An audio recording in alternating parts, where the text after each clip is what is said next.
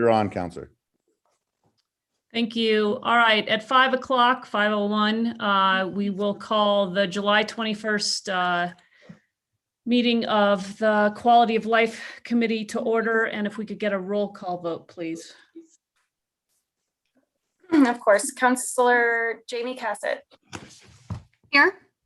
Councillor Michael Garcia. Present. Councillor Chris Rivera. Here. Councilwoman Renee Villarreal. Present. And Chair Carol Romero-Worth. I am here. If we do have changes to the agenda. Jennifer, you wanted to? We do, yes. We need to remove item 6G from the agenda due to incomplete and late packet materials. Okay, other changes? That's it? That is the only one.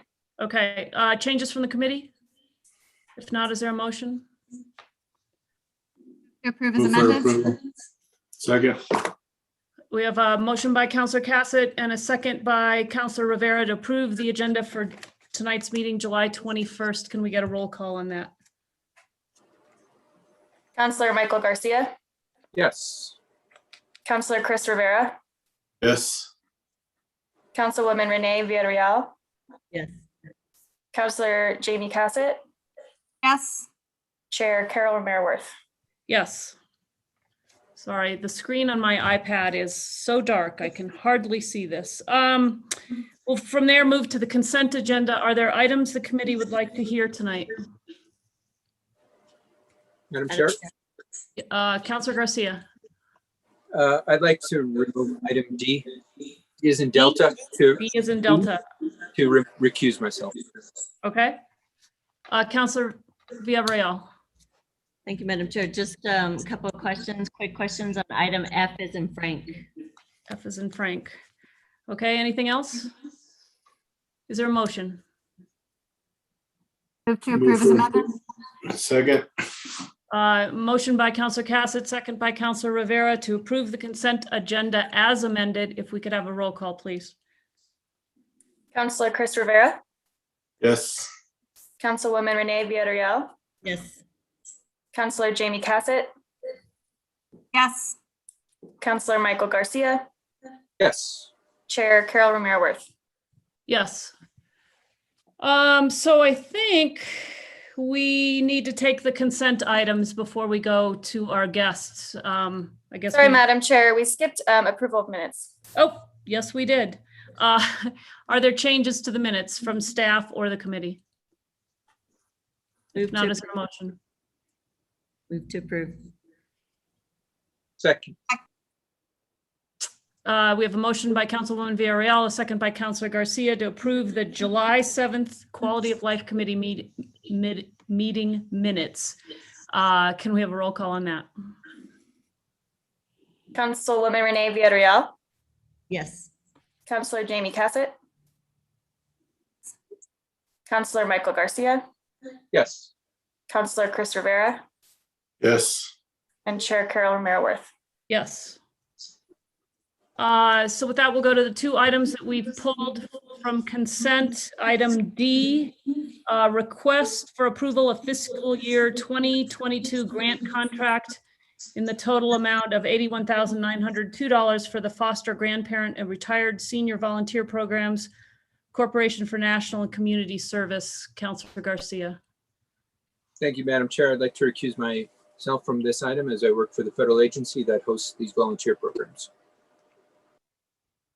Okay, we will come find you as soon as we're done. Is there discussion from the committee? To approve.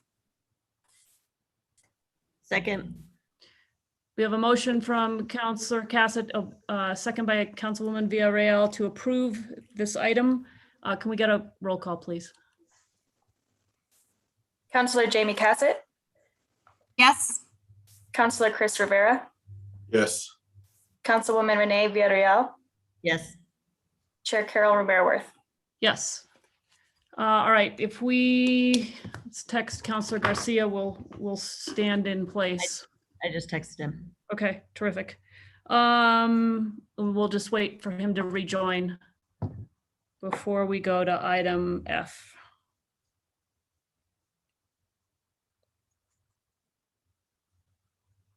All right, welcome back.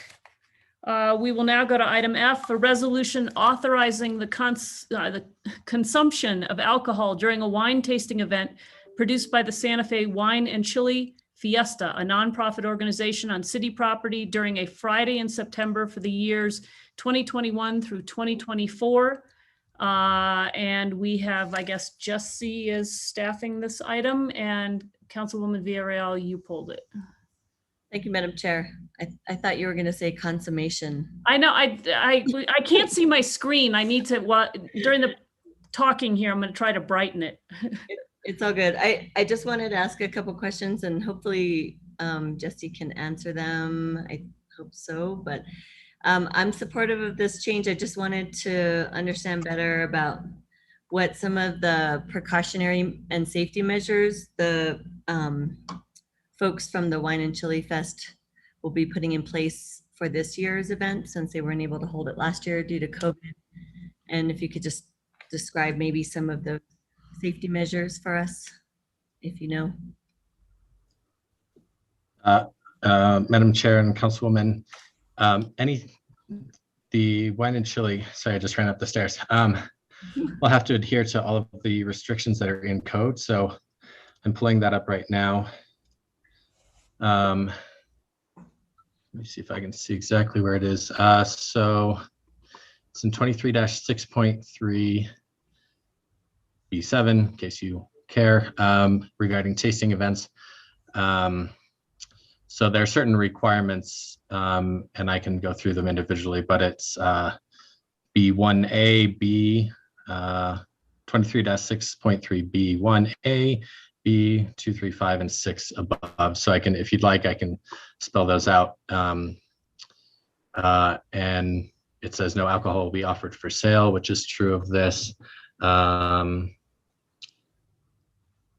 So I can go through that if you want. Specifically, not so much about like how they control the consumption of alcohol, because I think we have those in place for all of our events that are on city property. I was curious if they were going to change the way they do their events because of COVID. If they had anything specific that they were doing differently, other than the fact that they're going to have 2 different days so that they can have less people each day. But are there any other precautionary measures or safety measures they're putting in place? And then the other piece is like the transportation aspects, since it's, you know, they're proposing Fort Marcy, how the pickup and drop off would look, because there's no parking over there. So, or limited. I should say. I can. I haven't had a chance to talk to Hal Leonard, who's the president of Wine and Chili, about any of that specifically. Transportation will be offered, and I don't think that there's any parking on site unless you buy one of the, essentially the VIP tickets, the Aspen Terrace, I think. Mm-hmm. So I can ask him more about if they're what precautionary measures they're going to have. As you mentioned, they're going to have 2 events and then ticket less per event, so that it is more spread out between the people. That is the extent of what I know in terms of spacing. Okay, so maybe if you can get back to, I don't know if anyone else cares about this, but I do. I just want to know what they're doing differently to, you know, even with the serving of alcohol and how they're setting up the tastings, and any other thing we should know about that's different from the last iteration or the last version of what they used to do before they moved or going to be using Fort Marcy. So this is the first year they're trying this out, and I just wanted to go smoothly, and I would like to know about those precautionary measures they're taking. And I did go on the website, it didn't say anything about it. So if you can find that out, and then just kind of the flow of pickup and drop off and where that's going to occur on Fort Marcy or near Fort Marcy. And I think that's it regarding those. And I think you and I were discussing this. So if anything were to go awry, which we hope will not, this is a 4-year contract. So what's the procedure if we were we were needing to withdraw this use of Fort Marcy, what would be the process in the next years, not this year, but. Thank you, Madam Chair, Councilwoman. So the event for Saturday had previously been approved in 2019 by the governing body. So, and then this is separate for a Friday. So if something, major goes wrong and the governing body decides that they don't want the event to be held at Fort Marcy or Majors Field in the future, they can vote to rescind both of those resolutions. That would apply just to the grant tasting, because that's the part that the governing body approved. Any permits required for any of the other events that are on public property, I think that might be administrative, although Aaron would have to confirm that. Okay. And then in regards to just going back to the transportation, Exhibit B on the packet shows a draft layout of how it's going to look.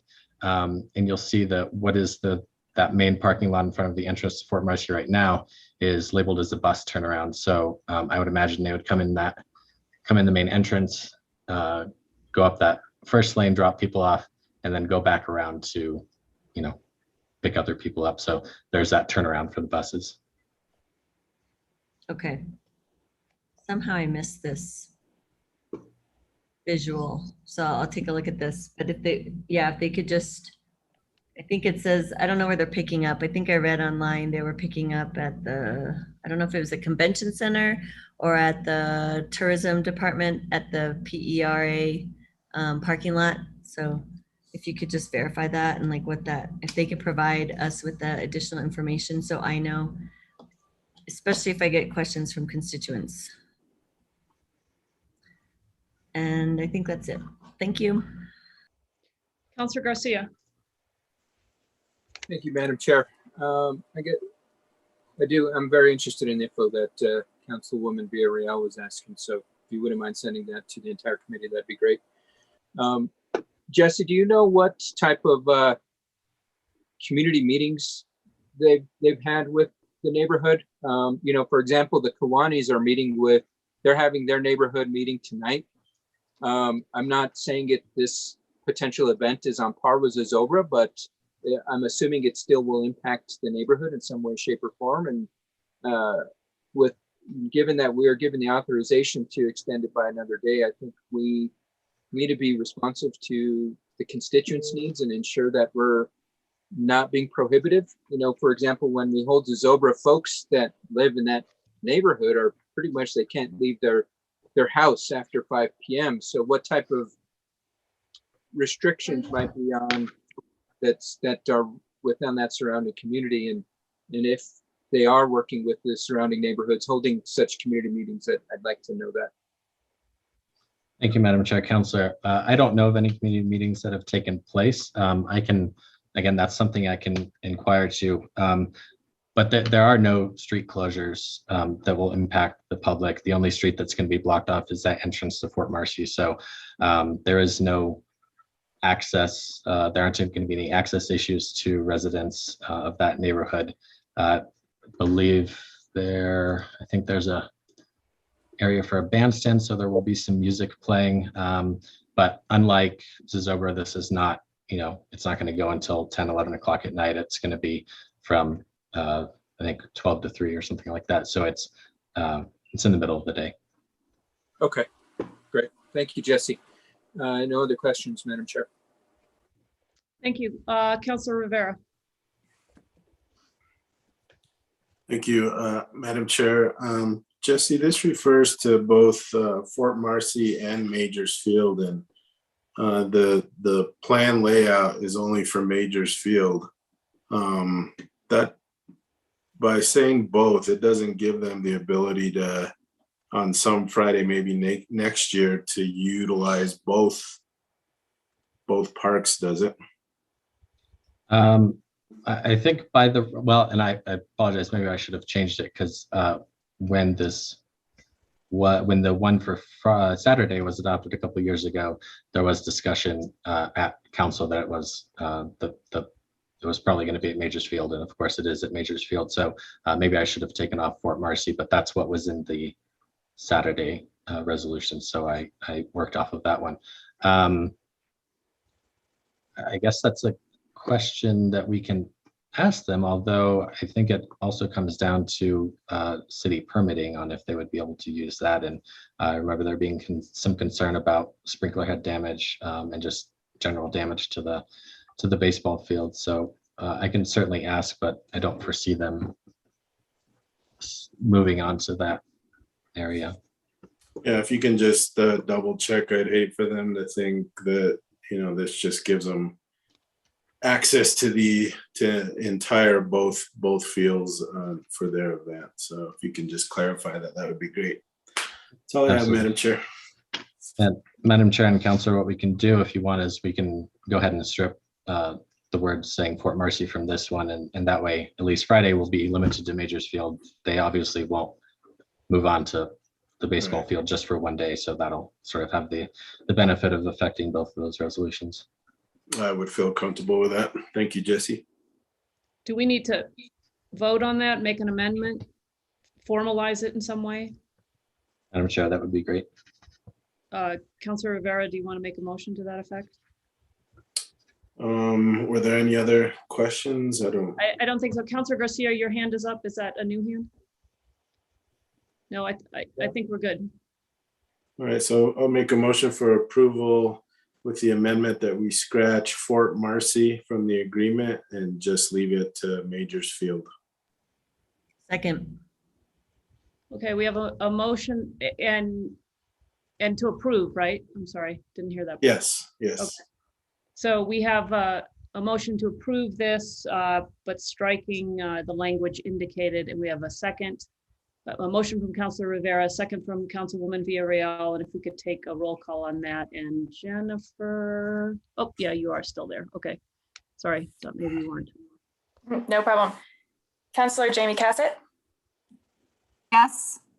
Councilor Michael Garcia, Yes. Councilor Chris Rivera, Yes. Councilwoman Renee Villarreal, Yes. Chair Carol Romero-Worth. Yes. All right, so that passes. We have no items for discussion. We will move to our presentation for this evening, which is cannabis industry update. And I think we have a number of people here with us. Let's see, let's get my PrimeGov to update. So we have Kira Ochoa, who is our well, we have two directors, Kira and Rich Brown, and then maybe I'll just turn it over to one of you and you can introduce our guests. And and I'm sorry, Jason, you're here too, sorry. Yeah. Our land use director as well. So Sure. Kira, do you want to take it from here or Rich? Sure, Madam Chair, I'll take it from here. Thank you. Good evening to you and the rest of the council. Yes, thank you. We're going to talk about our cannabis update for today, and we have a number of subject matter experts and staff here. So I wanted to just do a little quick preamble and then turn it over to Kira, and then we'll get to our different speakers as we talk about with the current update of what we're doing for the city of Santa Fe. So just as a refresher, in 2021, the special session of the New Mexico legislature, they adopted the Cannabis Regulation Act, which legalized recreational cannabis use by adults 21 and older. And then the act took effect on June 29th of this year, allows local jurisdictions to adopt zoning and land use regulations that limits the extent of local regulatory authority. And then on July 9th, a memorandum was issued that summarizes how new cannabis establishments will be treated under existing provisions of our Chapter 14 and City Code, and describes types of cannabis land use regulations that the city could choose to adopt going forward. But keeping in mind that there is a very large holistic approach to cannabis as it relates to our city and many other cities in New Mexico. And so today we have a number of people who can talk about the city's progress in these different areas. And so I will start with introducing Emily Coltenbach, who's the DPA Senior Director of the Drug Policy Alliance Study. And she will be working with Kira Ochoa, Director Ochoa, from Community Health and Safety. Then we'll also hear community health and safety issues with Chief Andrew Padilla. And then we'll move on to land use regulations and proposed amendments with our interim land use and planning director, Jason Cook. And then we'll end up talking about entrepreneurship for our micro businesses with John Mertz, who's the founder of Santa Fe Innovates. And from there, we'll sort of have some takeaways, and then we'll open it up for questions. So with Rich, I'm sorry, if I may just flip a little order there on you, and Madam Chair, I'm sorry, but if we could just start with community health and safety, including myself and Chief Padilla, who's here to speak to what police have done, and then we'll turn it over to Emily. Okay, perfect. So there you have it. So Director Chair, you can start out. Thanks, Rich. Madam Chair, members of the committee. So just also in November, in anticipation of the legislature passing cannabis legislation, Community Services commissioned a report from DPA. And that report was completed in May, really. It's dated April, but after some back and forth, the final report was completed May 24th. And at that point, Community Services shared it with the leadership and the directors. In that report, which is included in your packet, there was a very helpful roadmap, which laid out some of the milestones that the city needed to look at in order to make progress on the cannabis changes. Even before we got the completed report, Chief Padilla and the city attorney began to do work on the first piece, which was how it would affect ordinances and enforcement and PD. So with that, I'll turn it over to Chief Padilla to just summarize quickly what was done there.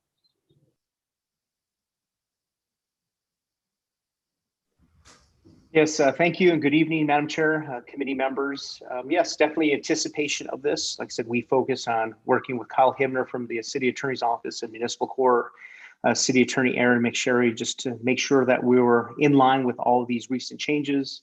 In regards to the recent changes, like I said, we did put out a direction to all of our officers to cover the changes. And if they have any questions, like I said, anyone from the City Attorney's Office can help us out with that direction, but no big gripes, complaints from the officers. Like I said, we are anticipating this for many, many years, and here we are today embracing it and moving forward with it, just as when the city adopted and kind of changed those low-level amounts of marijuana just to a civil infraction, the marijuana civil citations. But we're here to help everyone and anyone out, and long as people follow the rules of it, and not doing it out and about in the public, and then following the rules if there's a location where they can consume it. Obviously, we don't want people in public parks or public spaces indulging in this. We know those calls for service may increase, as someone may think that someone is smoking this out and about in public or consuming an edible in the public. Those calls for service could increase. In regards to driving while impaired, we're already dealing with it now. So it would just be a possible uptick from what we've learned from our fellow law enforcement partners locally, and then obviously in other states, that we can anticipate an uptick in potential of driving while impaired while under the influence of this narcotic. And at that point, we would deal with it and follow those standardized field sobriety tests if we see that type of driving, and then move forward with a blood draw, what we would currently do right now. And that's all I have. Thank you. Thank you, Chief. Madam Chair, I don't know if it's helpful to ask questions on each portion as we go. Yeah, what's the pleasure of the committee? Would you like to, I mean, we're going to cover a lot of ground here, so we might want to talk, ask questions by the presenter, I think, because there's a lot here. So if there are questions, Councilor Rivera, your hand is up. Did you want to ask? Yeah, I was up for the last one, but I do have a question for the chief as well. Okay. Chief Padilla, when you talk about field sobriety, is that designed more for alcohol than it is really for cannabis? And how would an officer tell the difference?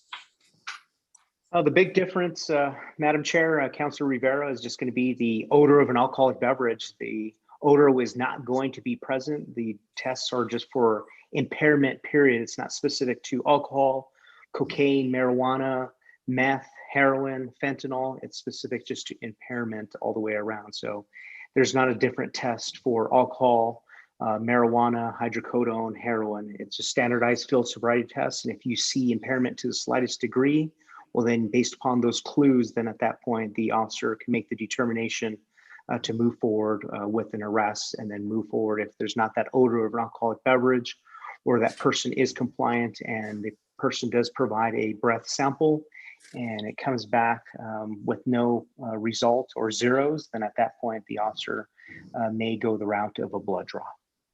So heroin and codeine appear much different on a person's body. How does an officer tell the difference between the two?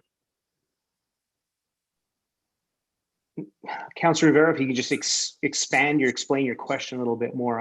I'm even confused. Well, they're two different drugs and they affect the body differently. So all you're looking for is, I guess, balance tests and things like that you do for just impairment, but you really don't know the difference between the two. So how would you tell the difference between those and cannabis?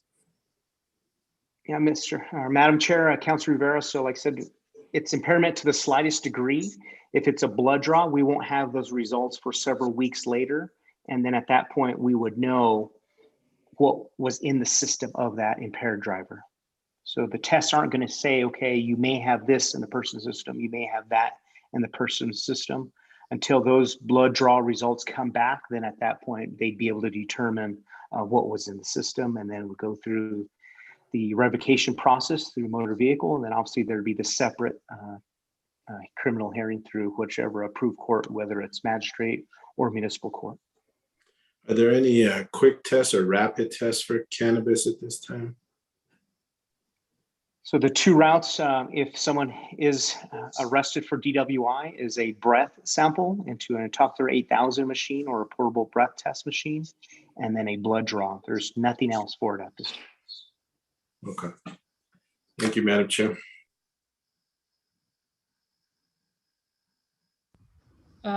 Okay, Councilor Garcia, your hand is up. Thank you, Madam Chair. I guess I got a question in relation to Councilor Rivera's in regards to the blood draw, because it's my understanding that when a blood draw is done, you can't necessarily give a time point period of somebody's intoxication. It can show up in somebody's system for days, weeks, and so you can't pinpoint to say this person was under the influence at this particular moment in time. And so I think how are we going to address that? Because I do see that as the loophole as we're dealing with in the court cases potentially. So. Are you? That's a question for the chief, because Okay. he was talking about the blood draws, and if we're going to rely on the blood draw primarily, how are we going to be able to pinpoint a time period and guarantee that a person was under the influence at that moment that they were arrested, and if they had not safely used cannabis at their residence 2 days before or even earlier that day, whatever it may be? Yeah. Chief, do you have a? Yeah, I'll give you a what if, Madam Chair. Councilor Garcia, the way we currently do it now, it's not pinpointed to a time that you consumed it. It's based upon your impairment. So if you're showing impairment while driving, it doesn't make it okay to use a bunch of edibles or smoke marijuana here at your house right now, whether you're doing it legally or through a medical marijuana card. And you think, okay, well, I'm following the rules and I use it right now. And okay, I got to go pick up my child at daycare or school, or I got to run to the grocery store to pick up groceries. Now it makes it okay because I used it officially and by the rules here at my home. When you go through that administrative hearing through a hearing officer, they're not looking to pinpoint it. So if it shows up in your system and those are the results, and the officer can explain the impairment or the person was involved in a crash and explain why they pulled him over, that's what it kind of comes down to. It's not pinpointing the exact time frame when you consumed it, whether the person's telling you the truth, whether they smoked it 2 minutes before, 2 hours before, or 2 days before. If it's in the system and what that hearing officer is looking for, the judge, depending on what hearing it is based upon that impairment and what the officer saw that caused the traffic stop to be imposed, or the person be pulled over, or was the person involved in a crash and now the officer is speaking to that driver and seeing those cues and clues for impairment.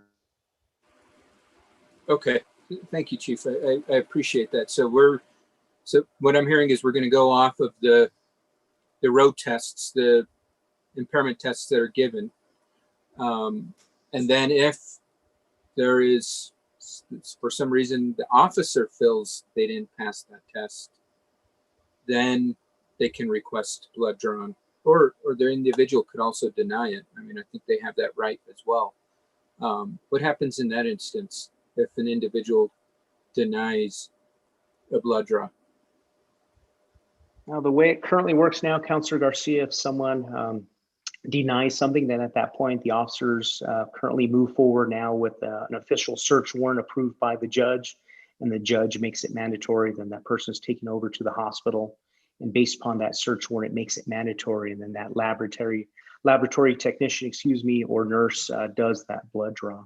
That's the way it's currently done. So this is nothing new. Like I said, right now, if someone were to be highly impaired, intoxicated on marijuana, because it's currently out there right now, medically or illegally, our officers are dealing with it. So we can all we can do right now is anticipate an uptick as these retailers become a little bit more open, or people growing it on their own. So this isn't like, oh my gosh, what do we do right now? We got to call a big standstill to everything and anything right now. Our officers have been dealing with it. I've dealt with it my entire career. Right. Okay. And I guess I'll just, do you know how other states are doing this? We're what, like the 17th, 18th state to legalize cannabis? And I'm just wondering how other law enforcement agencies address this. And if you don't know the answer, totally cool. I can look it up. But I'm just interested to see how others might be working to address this. I think something pricked my ears, and I guess this is not necessarily related to the blood draw question, but it's more so related to just legality. If somebody has it now, it's legal for them to possess it.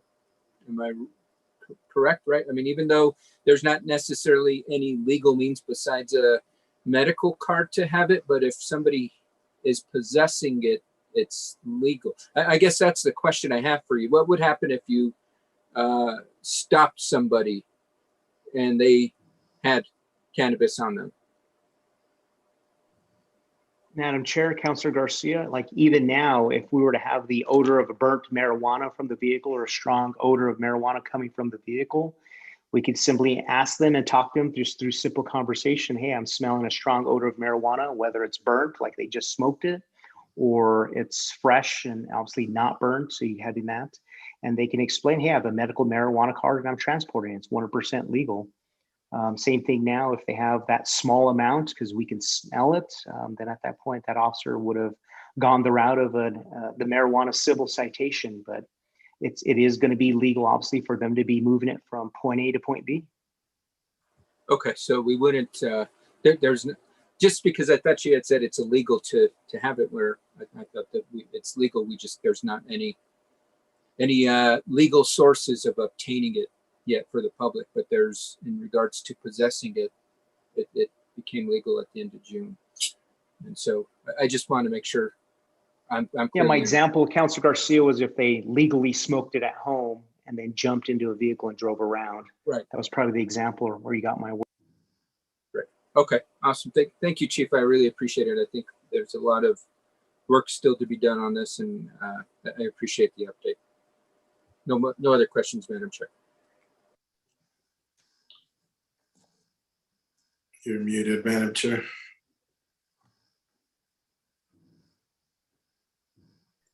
Hate it when that happens. Councilwoman Villarreal. Madam Chair. Thank you, Chief. I just had a couple clarifying questions. Can you just clarify for us if officers smell cannabis in the car, they don't have an ability to search, though, correct? Search the vehicle? Madam Chair, Councilor Villarreal, the way it would work, if they smell it, I mean, if they felt that there was a need to search the vehicle, they ask for consent, just like they do now with any other incident where they feel there's a need to go beyond that traffic stop and search a vehicle. They would ask for consent. If someone were to say no, well, then at that time, the officer says, okay, thank you for telling me no, and they move on and issue that citation and move forward. If they feel that there's possibility of other narcotics inside of the vehicle, or they see a weapon, then at that point, if the person were to say no and they see maybe syringes or a weapon sticking out from underneath, and maybe the person saying, I don't have any weapons in the vehicle, if the person says no, the person could be asked to step out of the vehicle, and then they would follow the current procedures that we already have in place of obtaining a search warrant, explaining to a judge what they've observed and seen, and what needs and why they need or want to get in the vehicle. Then at that point, the judge could authorize a search warrant, and then that officer or officers would have that legal authority to search the vehicle, even if the driver said, no, I don't want you to search it. Yeah, I guess I was thinking more on solely based on smell without any other circumstances that you just described, that they wouldn't have the right to search the car and the Yeah, person. an officer right now can't just search a car. They have to ask for permission. Okay. So at the council meeting, I was asking staff about trainings and making sure that our officers and PD has all the tools they need to be able to completely understand all the new rules. I think they're somewhat complicated, especially related to the number of plants. So I'm just curious if you all have additional plans for trainings to understand some of the new rules and just do a continuous, I don't know about continuous, but just making sure there's regular trainings for officers so they know what the new implications or what the implications are for the new law. Madam Chair, Councilor Villarreal, that training was conducted over a month ago with our officers, specifically that are in the patrol division, focusing where they could get dispatched to someone's home or they encounter this on the roadway. And then obviously it's covered through direction to all of our other department members to say, hey, here are the changes and this is how it's going to be handled moving forward.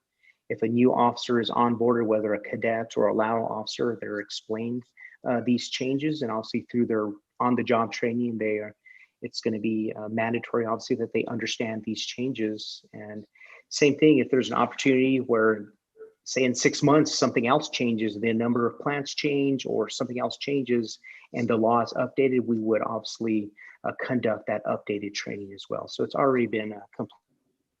So there's not a continuous not just updates, but just refreshers. Because I think when I read the memo that you all provided for officers, it wasn't very clear as to the plant number regulation, and it simplified it when I think it was actually a little bit more complicated. So I'm wondering how you all will deal with that for the PD team. Madam Chair, Councilor Villarreal, so if an officer were to get dispatched to a home and there's a concern for it, they could reference the material and then at that point identify the need. About every 2 years, we do biennium training, and it's called a legal update package that we do, which would cover like domestic violence, any other changes that would cover like aggravated stalking, if we feel there's a need to cover this in there because the officers are getting wrong, they're confused, they don't know where to find it. This is a topic that can be added in there. But just as any other law changes, whether it's domestic violence, a robbery, a state statute changes, we put out the information and we direct the officers where to go to. If they get dispatched to it and they are confused on something, they know to reach out to their supervisor or another senior officer to say, hey, where can I reference this material? Because I'm on this call for service. They're not just going to go in there blindly and remove all of someone's plants because they just taking a guess. Well, I think the amount was 5 when in all reality it's X. They would know what to do and not just act appropriately. Madam Chair, if I may, Chief Padilla, just to amplify something you and I spoke about, there are formal trainings and then there are also daily briefings in which issues that are occurring in the field are discussed and addressed. And so the changes to the cannabis laws have been addressed in daily briefings, and situational questions and answers come up in this forum as well. Is that right? Director Choa, that is correct. Okay, that's helpful. I just know that, it's always good to just refresh ourselves, especially with this one, because it's brand new. There's a lot of things that will be in play that will come into play, especially as it relates to land use. So we'll probably have updates for everyone as we go along. So that's all I have for now. Thank you. All right. Counselor Cassett, I believe your hand is up next.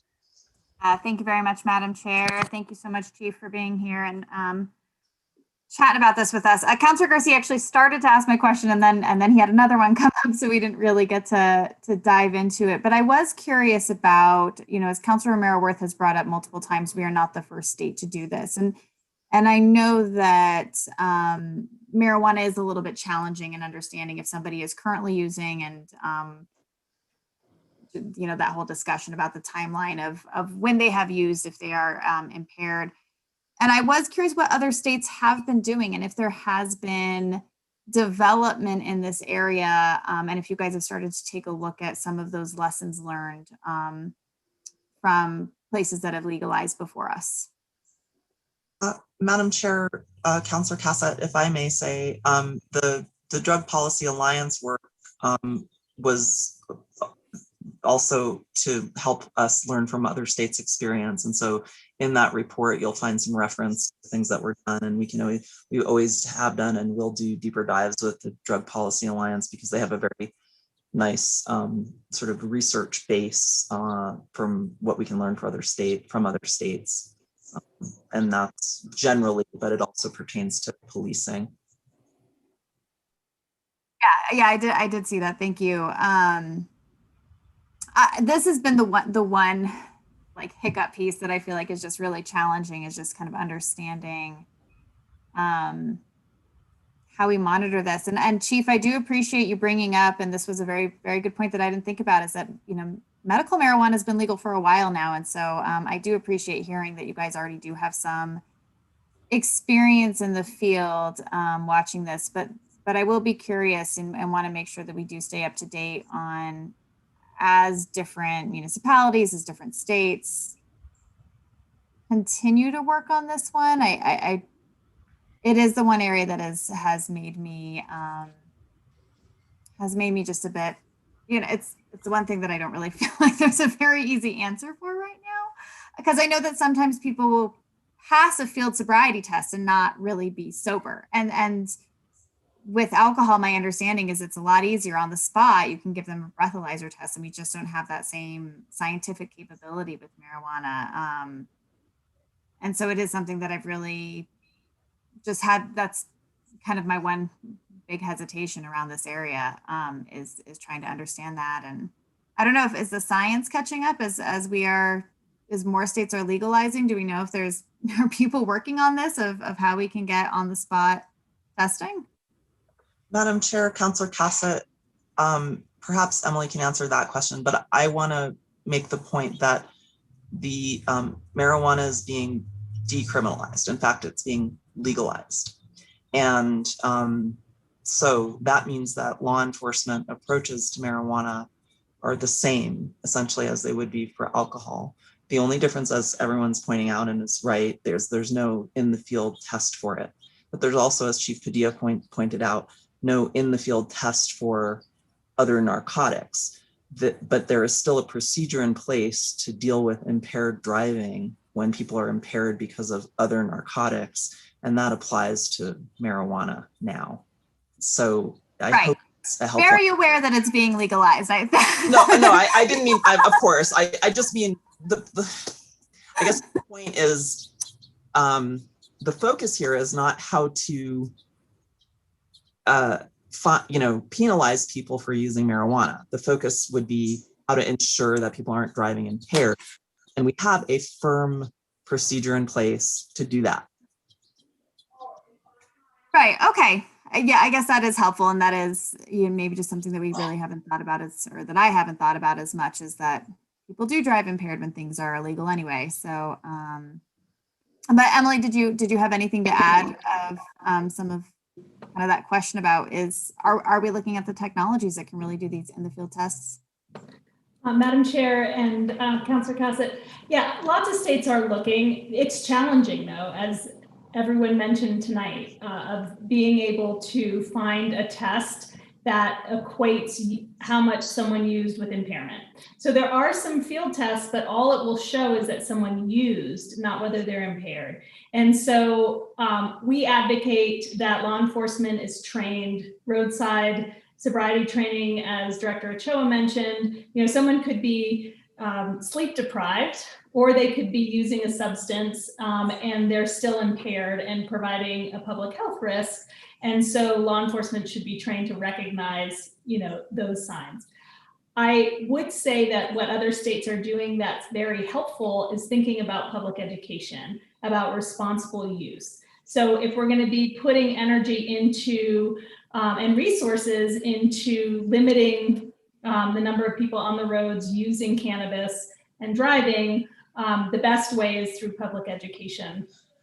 I will also say that you may have seen data in other states that show an increase in DUI related to cannabis. You have to be careful with that data because sometimes all it's saying, it's not, there's no causal effect. It may just be correlation because that data is getting collected where it wasn't before. So when a state legalizes, they tend to like start looking at that data and testing more for cannabis. So we haven't seen a real causation between legalization and DUIs. People are doing it all the time now. There might be a slight bump, but we have to remember that there are people driving all the time now, even though it's illegal, using cannabis. And what's more concerning is more the polysubstance use. What we see is that if it's cannabis and alcohol, there's more likely that person will be even more impaired. And so it's complicated, but I think the state is in the law required to be tracking some of this and looking at the data and doing some public education. So if there are resources in our community, I would urge that we do educate on responsible adult use. Thank you. Yeah, thank you, Emily. And that kind of brings up another interesting question in terms of the education. When we talk about alcohol, which of course is kind of the closest thing we have to really compare about it, there's this like responsible drinking where supposedly on average you could have a drink with dinner and drive. If you're me, that's not true because I have no tolerance. But with marijuana, with that education, is that part of this process? And do we understand that? You know, is there kind of like you can have a puff of marijuana and then you're fine to drive? Is that part of kind of the responsible use education, or is it really if you smoke, you must wait however many hours before you go? Just understanding what responsible use means and responsible use in driving. So, Madam Chair and Councilor Cassett, it's harder because just like alcohol, some people have higher tolerances and lower tolerances. Someone could be a medical cannabis patient and use and never be impaired at all. But there is, the data shows that it's a bell curve of impairment, right? And that's a very short, curve in the sense of, you're not impaired for a very long time, but that can differ based on what substance, how much you used. Was it an edible or whether it was a smokable product, because edibles can last longer in the system. So really the education should be about, just like with alcohol, you really there shouldn't be a limit. You shouldn't be driving if you're impaired and using. So I don't know if that's helpful or not. I think it just underscores how incredibly complicated this is, and that it's a lot to think about, and that education piece will be, important, and understanding that some people will be responsible and some people won't. So I do appreciate the work here. I know that this is tough. Again, this is, I feel, one of the hardest areas of the discussion of legalization. And while people do, still right now utilize illegally and drive, I do think it does start to change the scenario when it is something that they will be able to do and that potentially would be able to go to a marijuana bar and smoke, and it really starts to change this conversation. So I do want to really thank the work that the police department is doing and that Kira, you're doing in your department, because I don't envy you trying to figure this out. I mean, this is going to be tough, and I really appreciate the work and the effort going in here. So thank you. That's all. Thank you. Councilor Garcia? Oh, sorry, Madam Chair. I used to have my hand being lowered, so sorry. Okay, no worries. I didn't want to overlook you. Councilor Rivera? Thank you. Regards to, this is for Emily Kaltenbach. You talked about the data that was being collected from other states and probably the data that our own state will be collecting. But since cannabis stays in your system or can stay in your system up to 28 days, how are they validating the information that's going into the system as far as driving impaired or being under the influence? Madam Chair and Councilor, I don't know if I'm experienced enough to answer that question specifically, but my understanding is it's not, the data doesn't say that they're impaired. It just said that they had the drug in their system during usually they look at accidents mostly, and they do look at DUIs, but so again, it's hard to look at that data because it doesn't say that they were impaired. It just said that they had it in their system. Right. So the accident or whatever is not being attributed to marijuana use. They're just saying it was in the system, could have been anytime 28 days prior to the accident.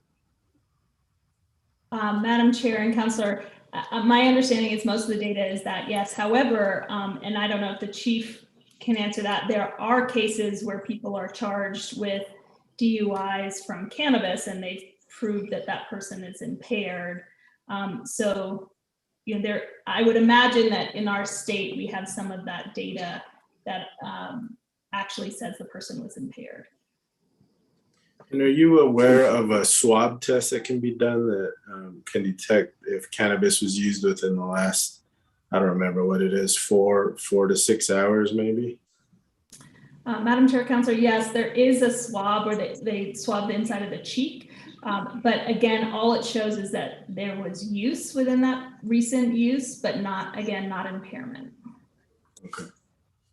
And my understanding is it's pretty costly, the swab test. Madam Chair, Councilor, I'm not sure what the cost is. There was a group, the company that makes these swabs, that came and presented to the state legislature. I think it was 2 years ago. I'm happy to get that information for you if you're interested. That's okay. It's more of a curiosity question if you knew. My last question is for Chief Padilla again. Since cannabis is still illegal at the federal level, if they came into Santa Fe and wanted to do a raid on somebody, typically they ask for assistance from local law enforcement. How would that work now? Madam Chair, Councilor Rivera, right now, as you mentioned, they may ask. Sometimes they tell us they're doing something in the city. Sometimes they don't. If they just want to come into the city right now and serve a search warrant for whatever reason, they don't need our assistance.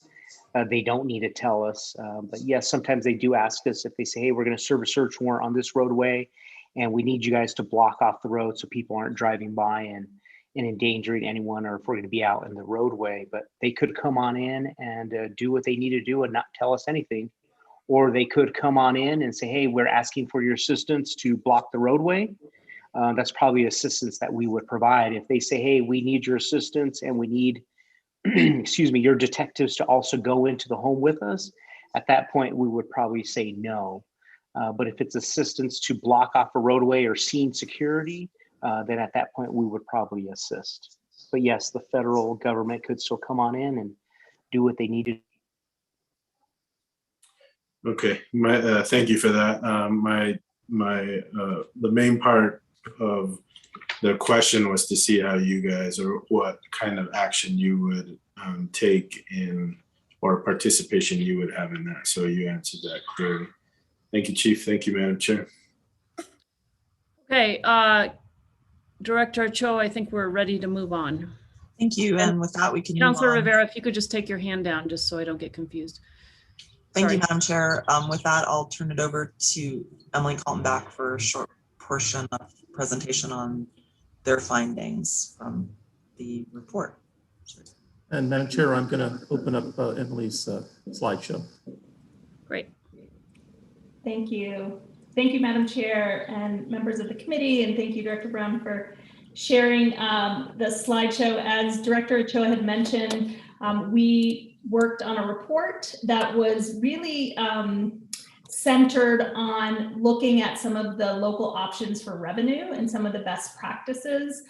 We did, as she mentioned, provide a little bit of a roadmap that touched on some of the other issues that would present themselves to a local jurisdiction, such as policing, employee protections, some of those, and zoning, et cetera, that I know you'll talk about later. So I'm going to just focus on what data we looked at, both qualitative and quantitative, and some of the recommendations that came out of the research we did around revenue allocation.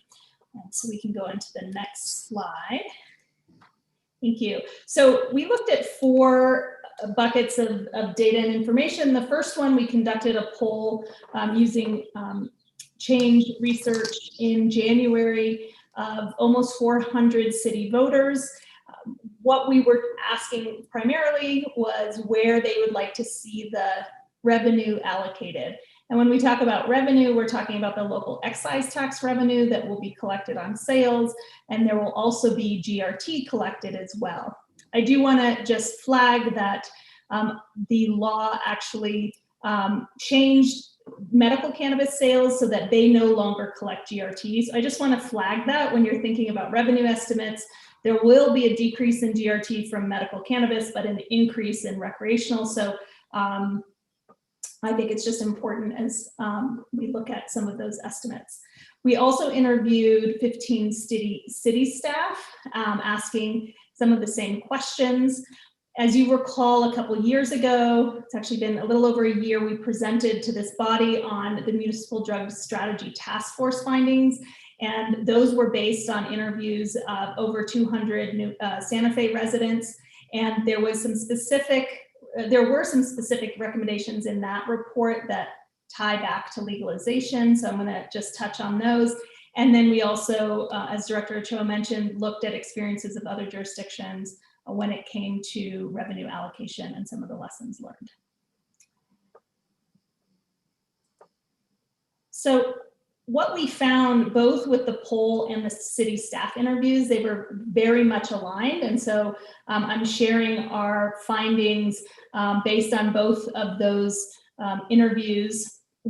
When we asked what were the common needs for cannabis revenue, economic development, so recovery to bring back jobs that we lost during the pandemic. Now that may change. It'd be interesting to see now 6 months later, 7 months later, whether our residents feel as strongly about the economic development piece, but I do want to share that both the city staff and our voters named economic development. Housing also, so I think 27% of voters supported economic development, 25% supported housing and making housing more accessible and affordable.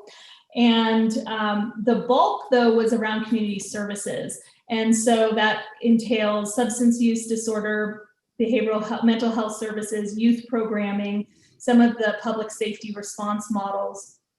And then the 4th bucket was around the general fund, just putting some portion of revenue back into the general fund. So there was some flexibility as needs arise. And I did want to mention that survey respondents could choose more than one category. So that's why these don't add up to 100%. We can go on to the next. In the Municipal Drug Strategy Task Force recommendations, we also, this completely resonates with what I just talked about. What we heard is that local excise taxes should be used for local social services and supports. And here's a list of what those funding recommendations include that are in the report we presented to the body last year. So you'll see housing is on there. youth engagement in programming, reentry programs, behavioral health and mental health, and innovative approaches to emergency response. So what we saw when we looked at all of these, both the qualitative and quantitative data from these 3 different sources, they all supported each other. So on to the next. And lastly, looking at some of the lessons learned. So we took a handful of local jurisdictions around the country in states that had legalized, and the revenue allocations really differ by jurisdiction. So there really wasn't a best practice that came from looking at those specific cities and counties. However, you know, and they really ranged from the general fund to substance use and mental health treatment to policing. Again, the policing piece was before this last year, where there's been more emphasis on looking at police budgets at a city and county level. You know, some of those local revenue allocations may change, but it really was across the board. However, what we're seeing recently, and this was really DPA's our interest in this issue comes from a public health and a social justice and equity perspective. And we've seen states the states that have more recently legalized have really been focused on the equity and the social justice components. So in recent years, we're seeing more revenue being targeted towards the social justice and equity and reinvesting back into communities that have been harmed by cannabis prohibition in the past. So we are seeing a trend of movement of where, you know, making sure that revenue is getting reinvested back into communities that have been harmed, reinvesting back to make sure that there are local New Mexico businesses that are running these, whether that's the retail side or the manufacturing or the growing, so that it's not big marijuana coming in out of state, making sure that people who have been shut out of economic opportunities because of their engagement in the criminal legal system, because of cannabis, for example, that they have an opportunity to participate in the new industry and marketplace. So we're seeing trends nationally moving that way. And just a couple of examples, there are ideas emerging out of New York State right now to direct the revenue to a universal basic income for people of color. In Denver, and in your packet, there's some examples of what Denver has done about really making sure they're budgeting through a race and equity lens. And so those could serve as some examples for Santa Fe. And if you go back to the report that was in your packet, you can see where some of the cities that we looked at and where they're dedicating their revenue.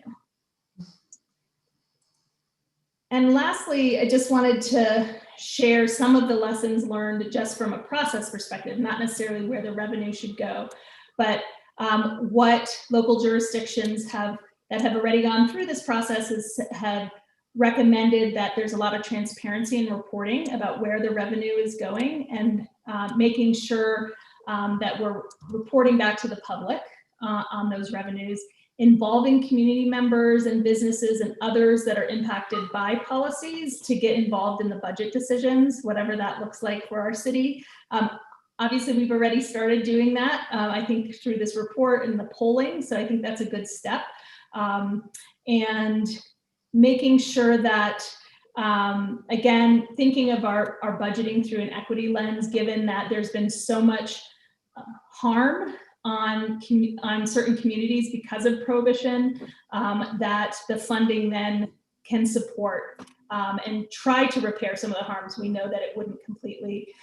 Thinking about, you know, as in the discussion, sort of what's the broad scope of the economic benefits of where the revenue goes, thinking about how it fits into your overall economic vision, and lastly, just being a little cautious with revenue estimates, because for the most part, most states have exceeded their revenue estimates, but you know, I think because it is a taxing on a substance where use might change, thinking that you're going to have the same amount of revenue in year 3 compared to year 10, you know, may really change. So just being cautious with that. And I think that, oh, I think that was the last. Yeah. So thanks so much, and happy to answer any questions. Great. If you, yep, perfect. Stop sharing your screen right on cue. Councilor Garcia, your hand is up first. Thank you, Madam Chair, and thank you, Emily, for the presentation. I really appreciate it. Got a couple questions for you. You had mentioned, conducting a survey with, 400 community members, but then you said you surveyed 15 city staff. So why survey city staff, and who were the city staff that you surveyed? Thank you, Madam Chair and Councilor Garcia. So the recommendation to interview city staff was made by the Community Services Division, and they gave us a list of staff to interview. And I'm happy, I don't know if Director Ochoa wants to go through that list. Let me pull it up.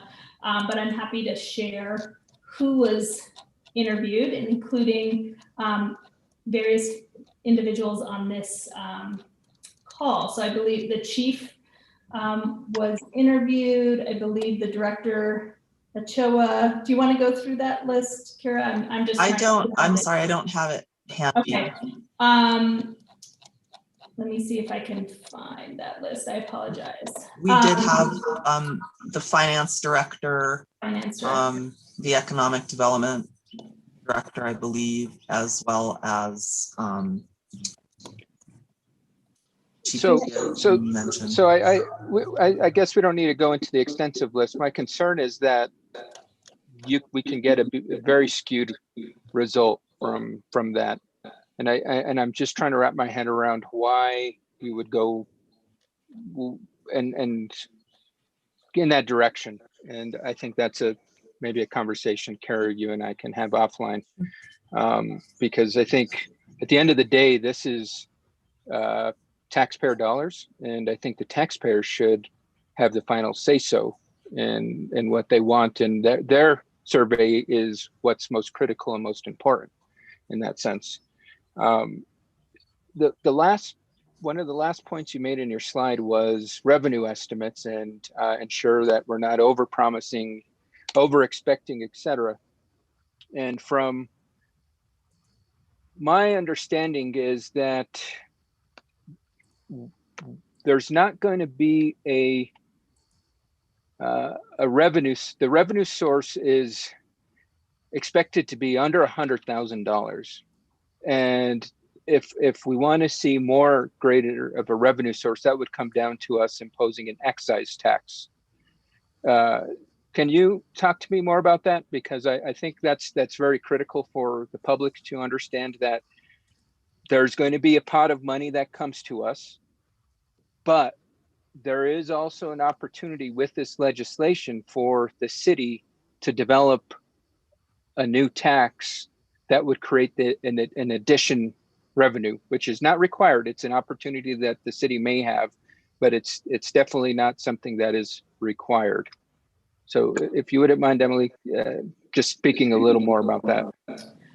Madam Chair and Councilor Garcia, actually, there isn't the ability to create an excise tax. That's already built into the state law. So just like how GRT works currently, that there will be a portion of the sales that is an excise tax, and it will go to the state, and the state will then allocate it back to the city.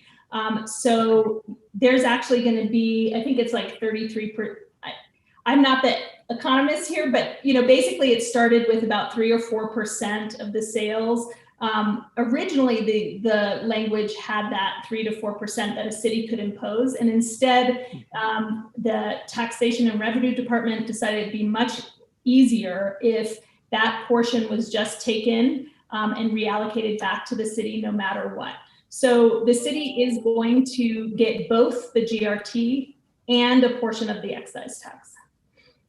Okay, thank you for clarifying that. I think that's maybe something that got lost between what was being heard in the regular session and then what was ultimately passed in the special session, because I thought that was part of this regular session bill. But thank you, I really appreciate it. There's so much going on with this. I think that's where we need to spend the appropriate time to wrap our head around what is going to be coming to us. And so thank you for that clarification. I really appreciate that. So is that I guess given those original estimates, and I apologize, I'm going to go with regular session data. There was that under 100,000. So with this potential with the new revenue with the excise, I mean, is there a ballpark that I mean, and I don't want, just in the sense, because you had mentioned don't overestimate, and that's one thing I definitely want us to do, is not begin to overestimate and think we've got a lot of money where we can spend it on a bunch of different things, and we've really got to determine where is best to invest these resources. And so is there any potential projected figures and what they might look like? Madam Chair and Councilor, I don't have the data for Santa Fe. I know a couple of years ago it was well above $100,000. So I think it was closer to like $700,000 to $800,000 a year with the excise tax. But I don't know what that amount is currently based on the new formula and excise tax projections. But I can guarantee it'll be more than $100,000 in revenue back to the city. Okay, thank you so much. I appreciate that. I don't have any other questions, Emily, right now. I think for the presentation, still trying to get through this extensive report. I mean, it's 300 pages, so I really appreciate all the time and effort that went into it. Lots of information for us to really, as I mentioned earlier, wrap our head around. You know, I think that's where we've got to, as we're looking at how to dedicate the resources from this, I would really encourage us as a city to take the direction that the survey provided in regards to invest back in the community. I think this is our opportunity to ensure that we are providing adequate programming for substance abuse, not only for folks that might be dealing with issues, but also education programs for our young folks in the sense that we need to ensure that, I think you had said where you provided the resources to those that are most impacted by this new legislation. And I think that's what we really need to begin to see how deep of an impact we can have and appropriately invest in the community. Thank you, Emily. No other questions, Madam Chair. Thank you, Councilor. Councilor Cassett, you have your hand up. Thank you very much, Madam Chair. Thank you, Emily, for your presentation.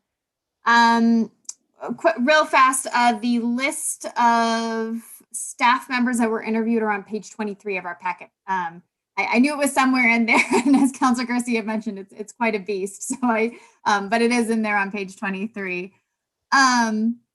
I was curious a little bit more about the survey methodology, and I guess my concern with the survey, there's nothing in there that I find very surprising, but my concern is the sample size, given how large our city is, and it was just about 400 individuals.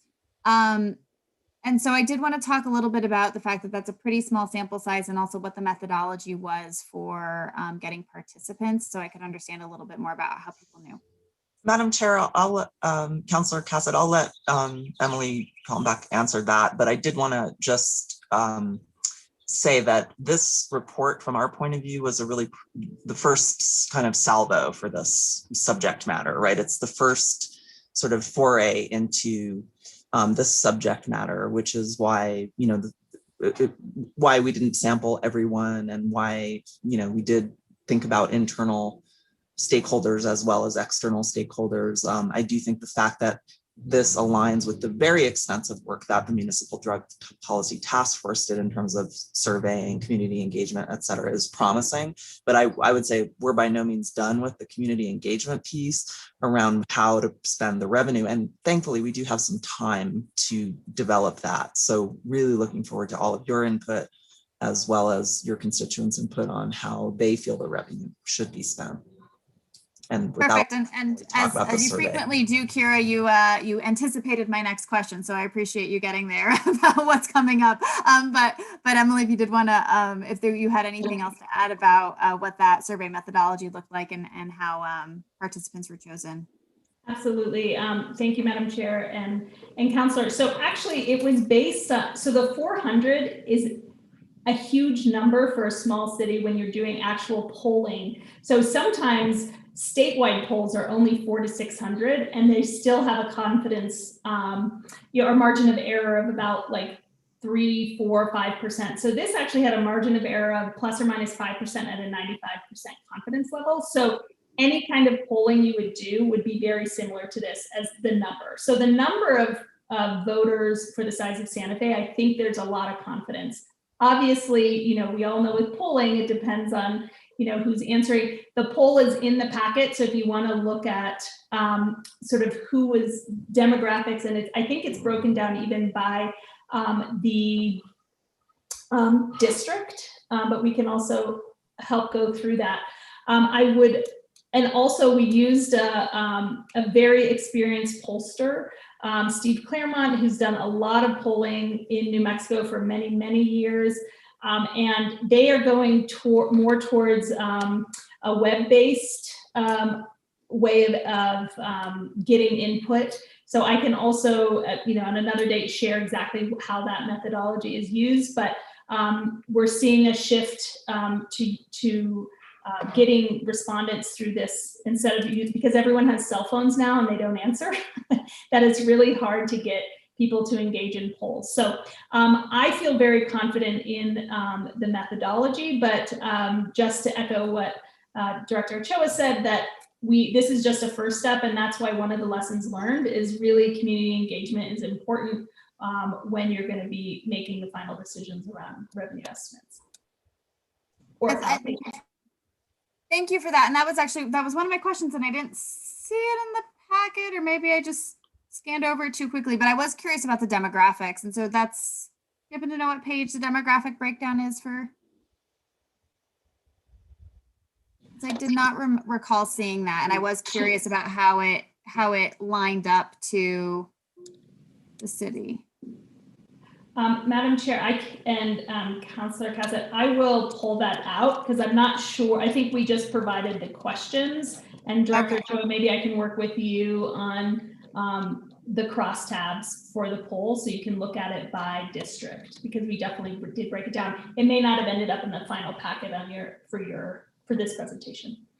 Okay, great. Yeah, that was one of the pieces, not just the breakdown by district, but by age, by self-identifying factors, race and ethnicity, by, I don't know if we collected income, but all of these different factors and seeing how they align. This has been kind of a broader conversation that we've had often around Midtown about how we do our community engagement, and the fact that sometimes these more traditional polls don't pull out the voices that we don't hear from as much. And so that's where a lot of my concern is coming from, just to provide that context for you. I apologize, you have not been part of all of those conversations with us.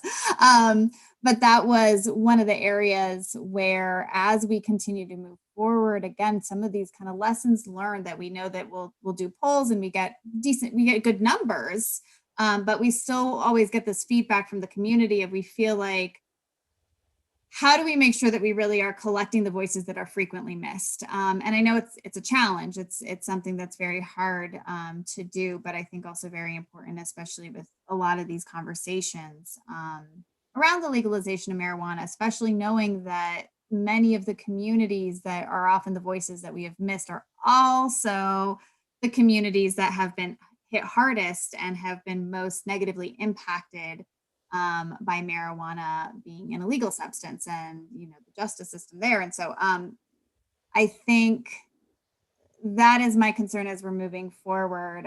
If you have information to share at this time, I'd love to hear about it. I know this is an ongoing process, and I know we'll get more presentations, so that might be something for the future. But if you have anything to add to that at this moment, I'd love to hear it.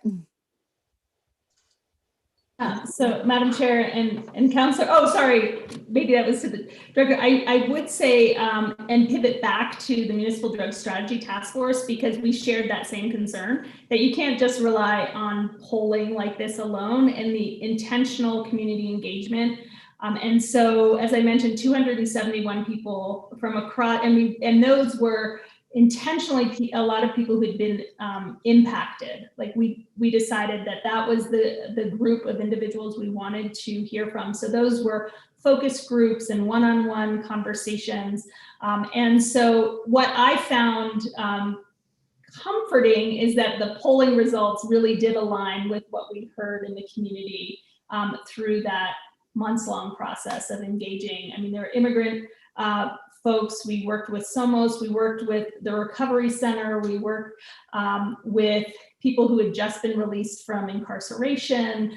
So we worked with the AA groups. I mean, we really did, I think, a fairly good job. We actually even went to Santa Fe, or Capitol High School, and with communities in the school, partnered with them to hear both from youth and from their staff. So I'm hopeful that is informative, but I agree. Listening intently to people who've been most impacted is going to be really important in this process.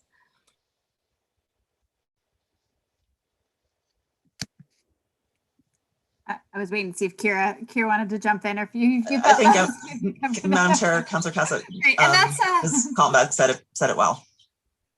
And that was this one from last pre-pandemic life. Okay. Just make sure that I have the right one out. Well, I really do appreciate it. I'm glad that it's something that's being thought about, and I'm happy to hear this is the beginning. And as I had said before, none of the survey results were very surprising, which is good. I mean, based on a lot of the conversations that we've had, but I do appreciate that there'll be a lot more going forward. And thank you so much for sharing that. I would in the future definitely like to get information on the demographics for the responses to that survey. That would be really wonderful if you could send those along to myself, and I'm sure my colleagues are interested as well. So thank you. Thank you, Councilor. Councilor Garcia, old hand, new hand? Guessing old hand. Old hand. All right, Councilor Villarreal. Thank you, Madam Chair. Let's see. Emily, thank you for the information in the report. I was also interested in the demographics of the polling from January. And I was curious, why just voters? Like, when they do polling, why do they focus on voters versus residents in the city? Madam Chair and Councilor, great question. It's sometimes easier to access and get information out because you have the voter rolls. And so I think that's oftentimes pollsters are used to polling voters and by district because elected officials are really interested in their voters. But you bring up a good point.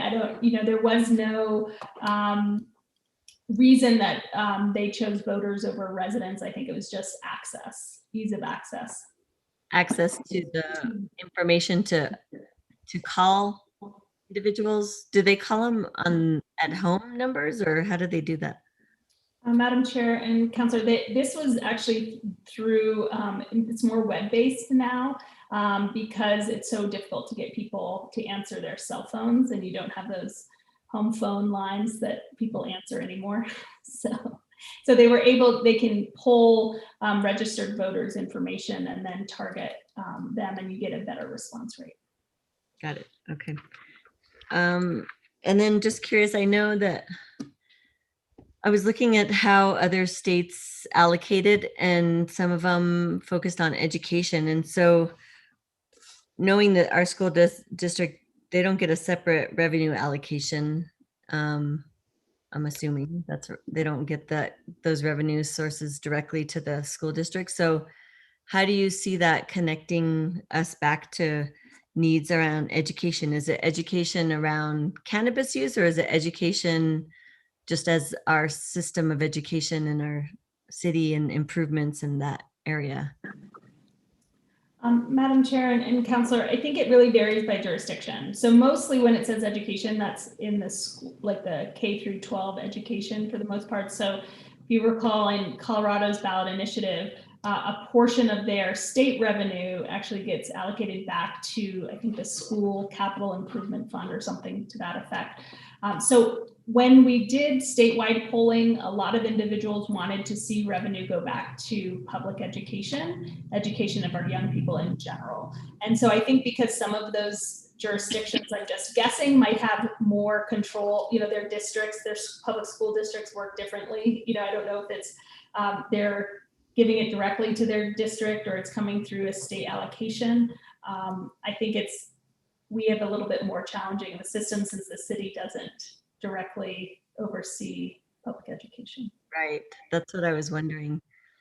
While I think it's actually a good idea, maybe allocations to go that area, but I don't think we'd be able to do that. Is that what you're saying?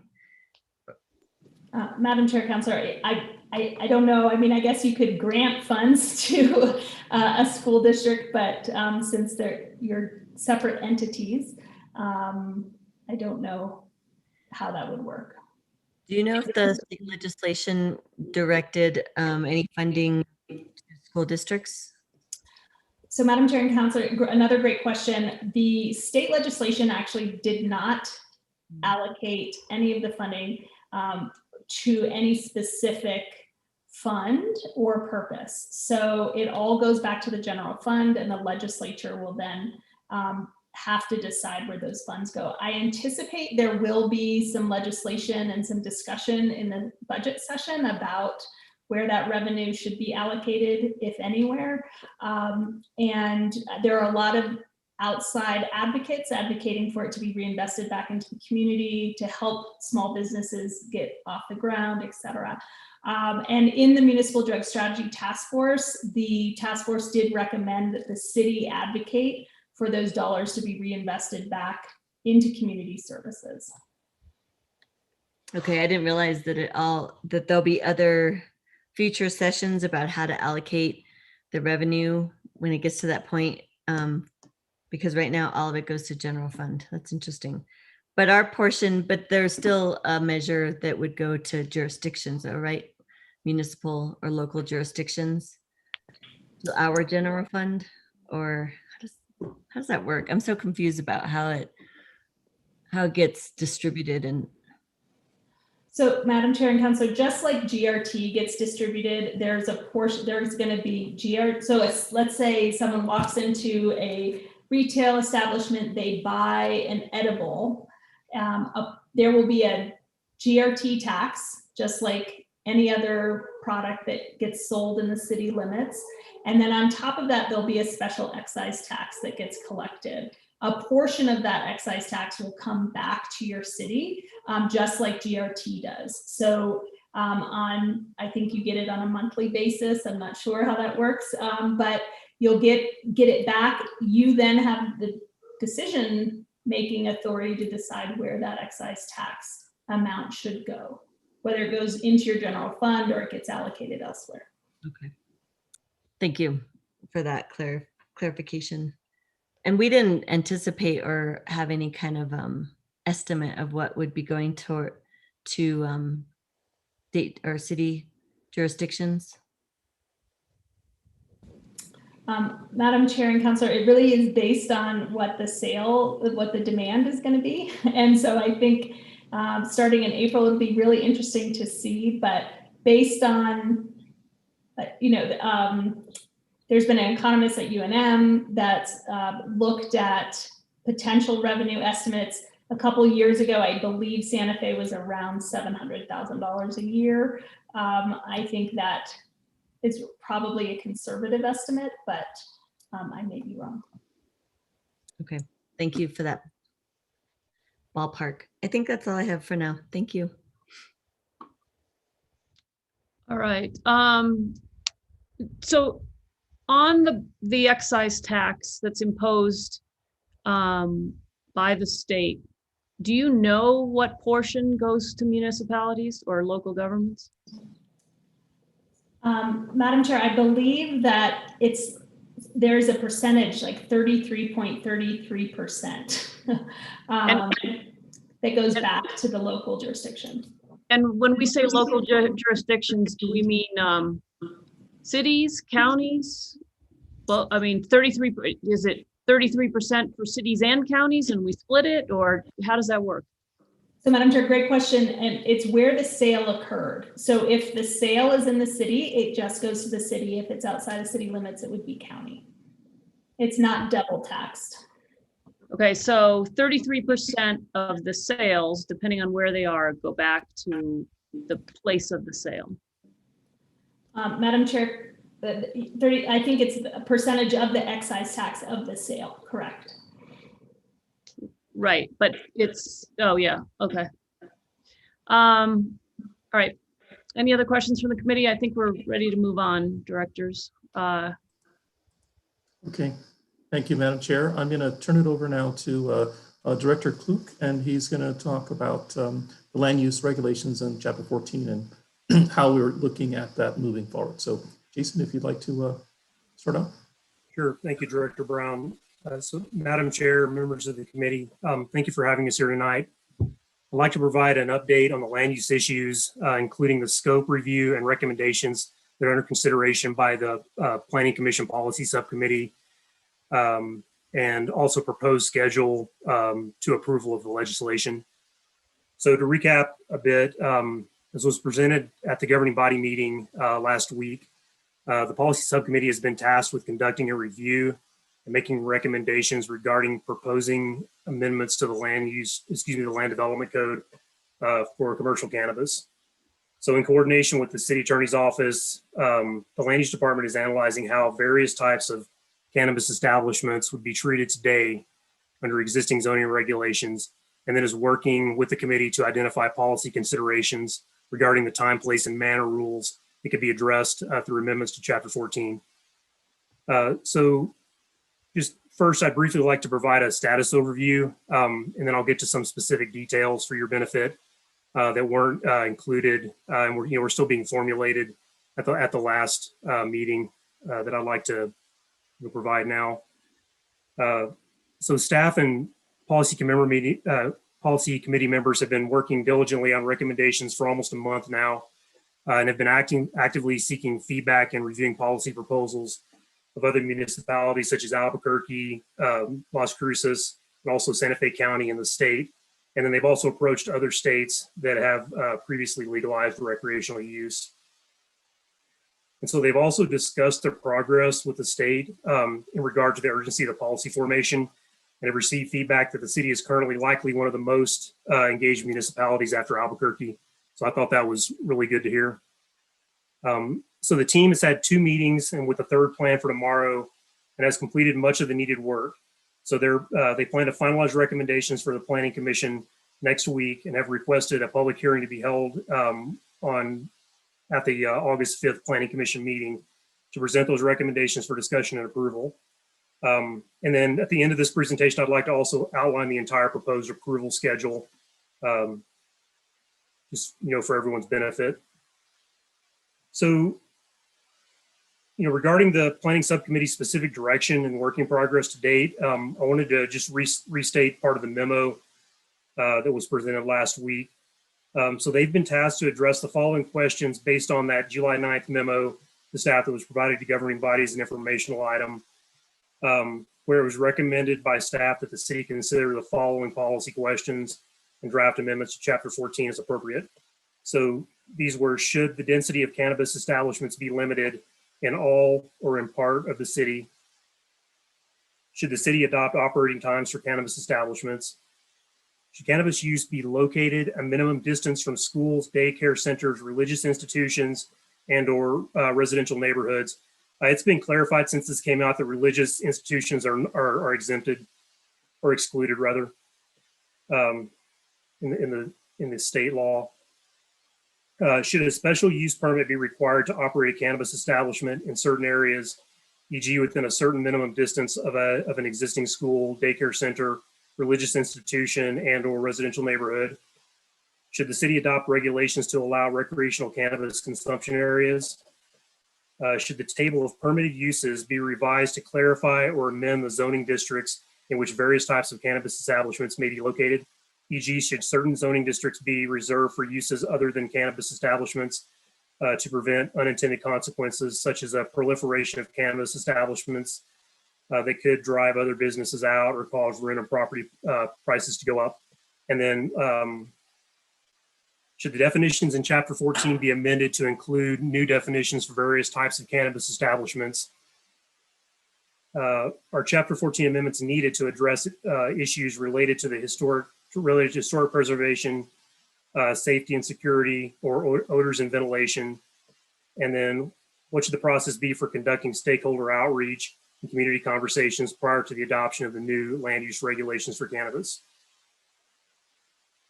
So given those initial parameters, the following key issues were identified and are under discussion by staff and the policy subcommittee for recommendations on the policy and potential code amendments.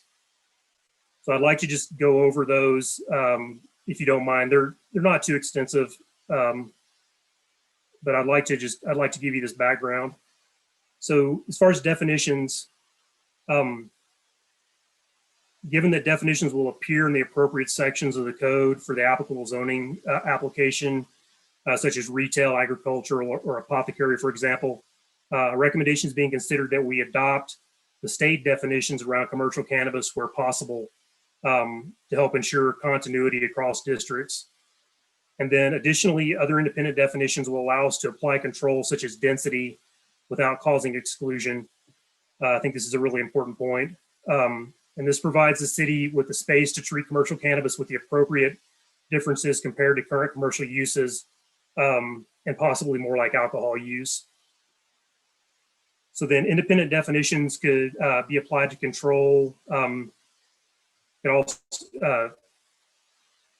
could be applied to the controlled environment of traditional agriculture as well, also to apothecaries, retail, indoor and outdoor consumption areas, and then define and clarify air quality controls, and then also density and proximity between cannabis locations, schools, daycare, and alcohol establishments potentially. And then, like I said, religious institutions are specifically excluded by the state. We propose to identify what these definitions control is specifically related to commercial cannabis, versus other commercial uses. So then on density, I think the direction that the policy committee is headed is to recommend uniform density throughout the city districts wherever possible. This will be the desired approach. This is also the position that the state has taken. So we could possibly limit consumption on the plaza, but not the downtown area. The reasoning for that is it prevents clustering. Consumption sites,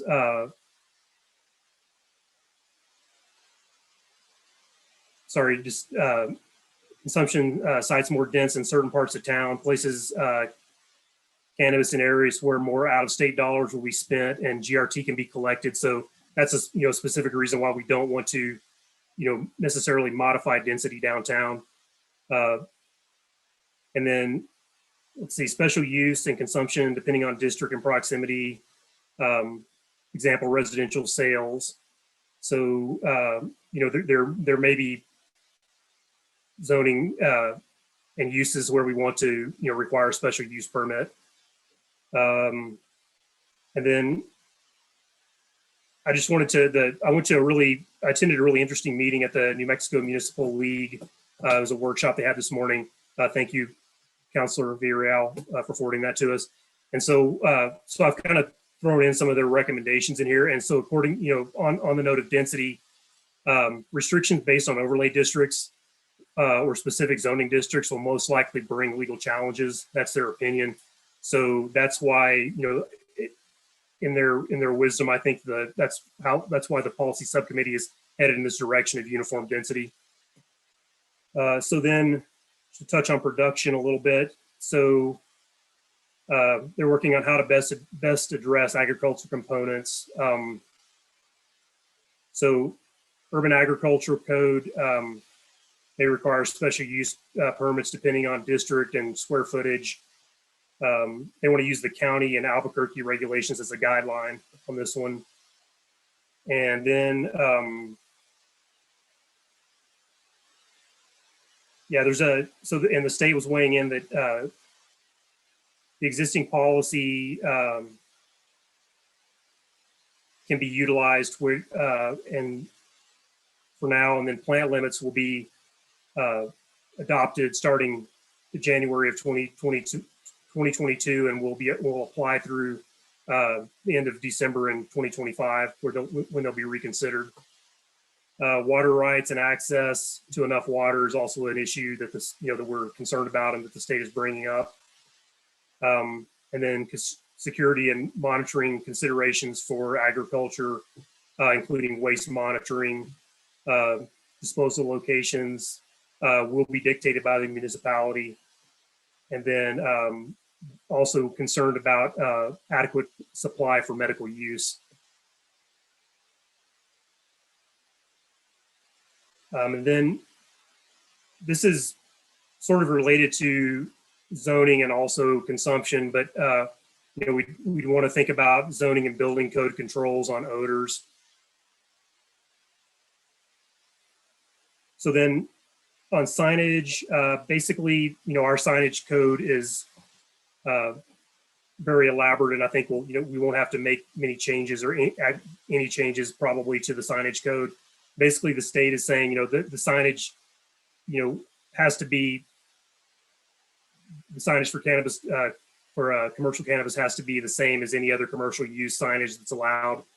And basically the only prohibition would be on emblems or language that would be considered enticing to minors. I'm not sure what that is, but probably like cartoon characters, et cetera, depicting actually smoking or ingesting the product, something of that nature. So then on enforcement, that will mainly fall on police and fire and or the state in general. Land use will enforce based on violations specific to land development and building code. For example, zoning, life safety, and occupancy violations. Then while I think, we're definitely proposing, I think it's a general understanding that we want to provide the legislation for zoning, et cetera, in the next month. We're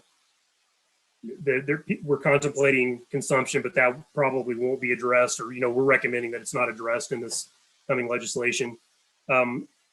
So the planning subcommittee is contemplating a recommendation that consumption should be considered after we finish this first round. And then, but with regard to zoning, we may have to address consumption, just with the understanding that that is coming, especially with the consideration of density. And then the state will likely not begin consumption requirements until January. Let's see.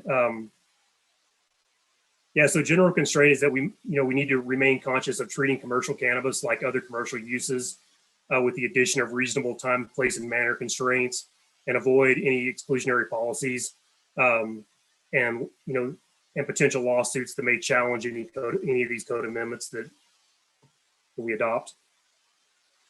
Let's see, and as a note, I thought it was interesting to hear from the state this morning.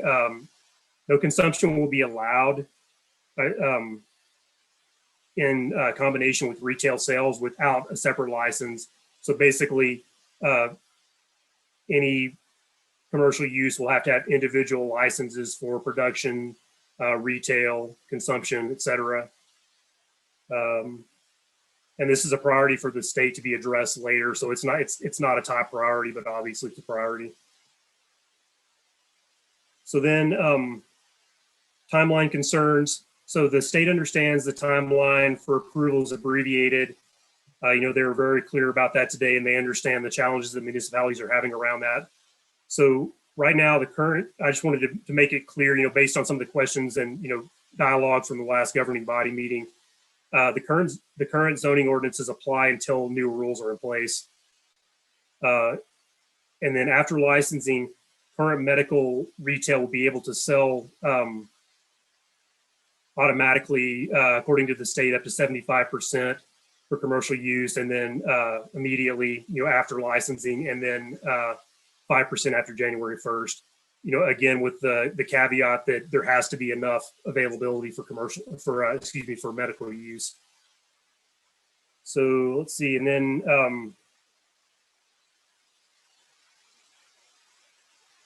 there's a little bit of back and forth about will business license approval require a license from the state.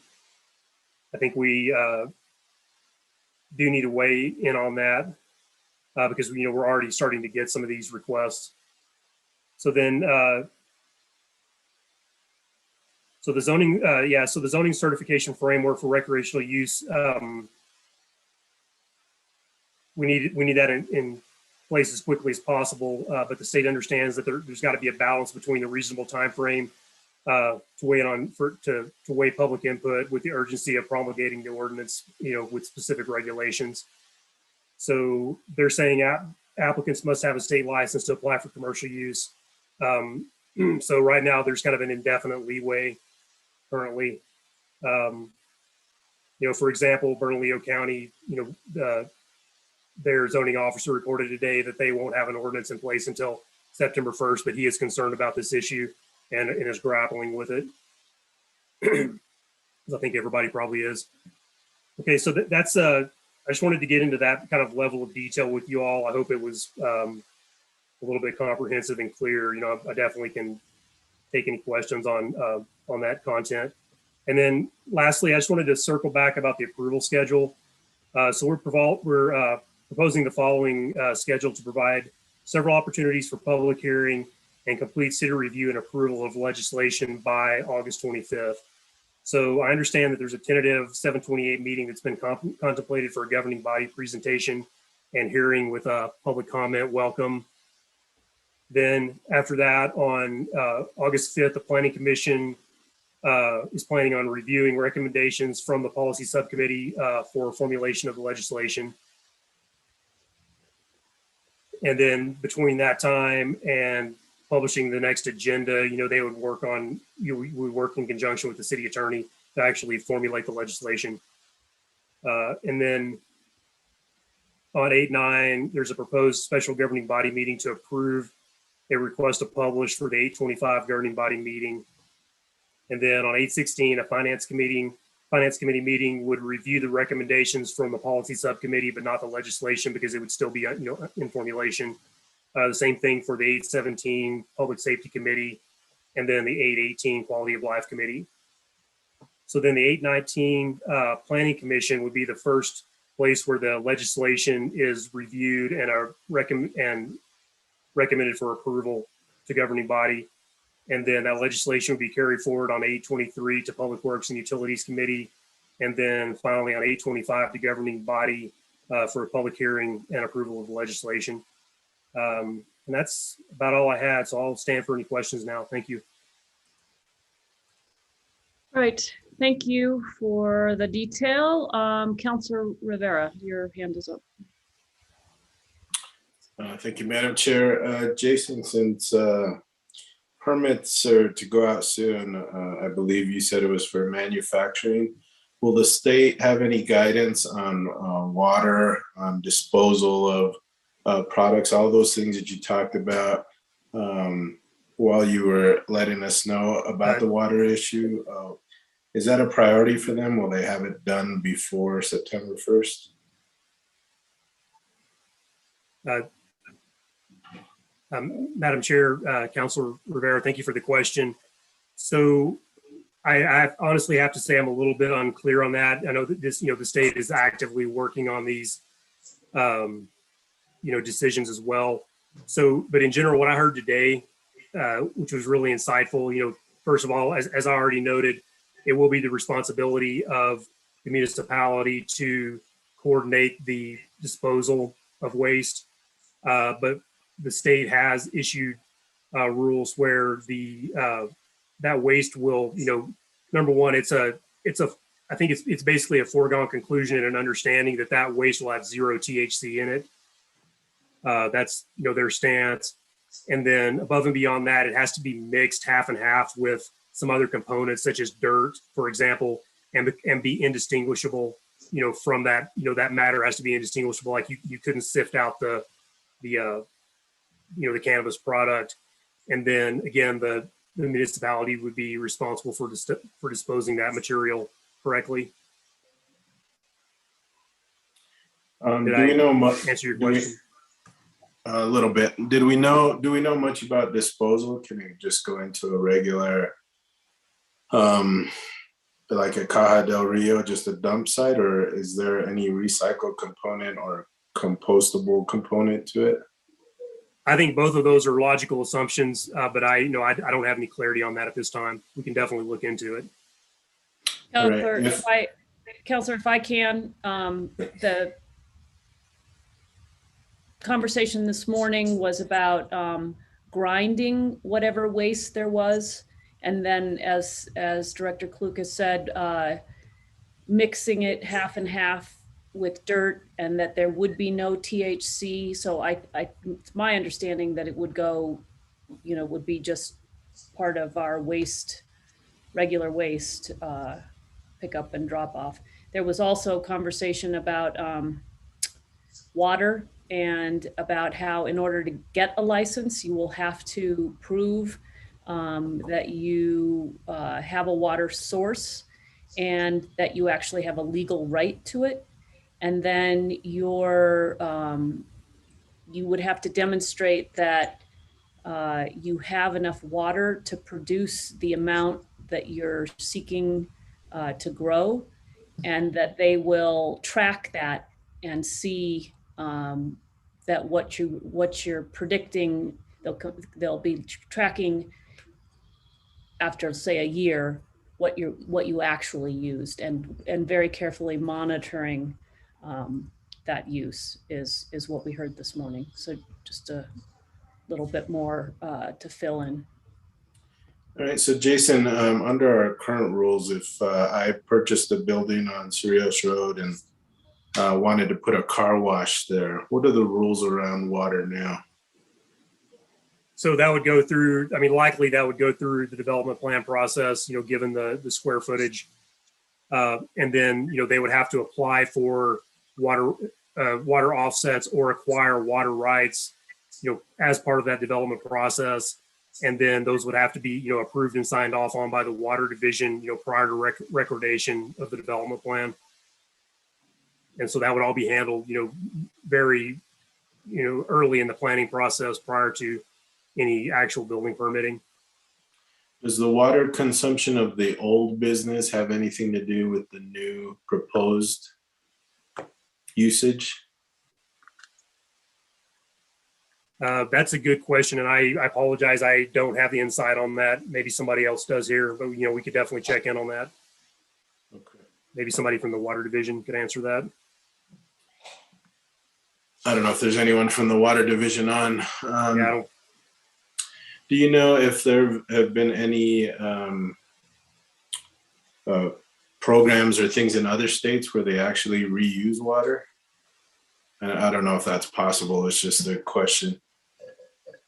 Yeah, I think, based on the recent approval of the Champion Car Wash over at Santa Fe Place Mall. Sorry, I was about to call it Violinda. I've been here way too long. Not too long. I love it here, but you know what I mean. Most of my life it was Violinda. Anyway, so yeah, so based on that approval, I think those folks made it, pretty clear that that's definitely a national standard now, this recycling and reuse, and that's they've been using that for many years, and especially given the proposal for Santa Fe. And this is with regards to the cannabis industry? No, I apologize. No, this is in regard to the example that you were using as far as a car wash. So yeah, on cannabis, yeah. Do we know of any states or any other people? I'm sure there's best practices out there with regards to this. And I'm just curious. Right. Well, I know with the controlled environment agriculture, I think that's part and parcel to it, where they do recycle that water because it needs to remain in a closed loop, like ecosystem. So I think on that note, if there is controlled environment agriculture, I think that would be a likely scenario. All right, and I know medical cannabis has been around for some time, but I think it was in 2019 or 2020 that we had an explosion at one of the sites where 2 individuals were hurt pretty bad.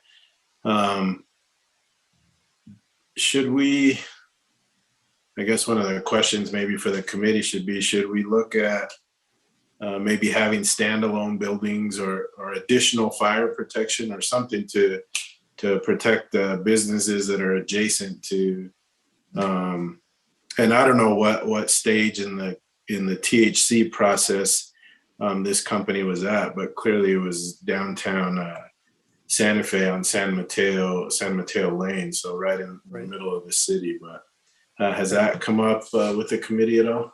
Madam Chair, Councilor Various, I can speak to that. So it has come up indirectly and maybe directly with zoning. So that's more of a building code issue, and I can speak to that in a minute. So, but they are looking at zoning and proximity of manufacturing, just like the county in Albuquerque, to provide a reasonable distance from, residentially zoned areas and the like. So, and then from the building code side, so there's a bit of a challenge because these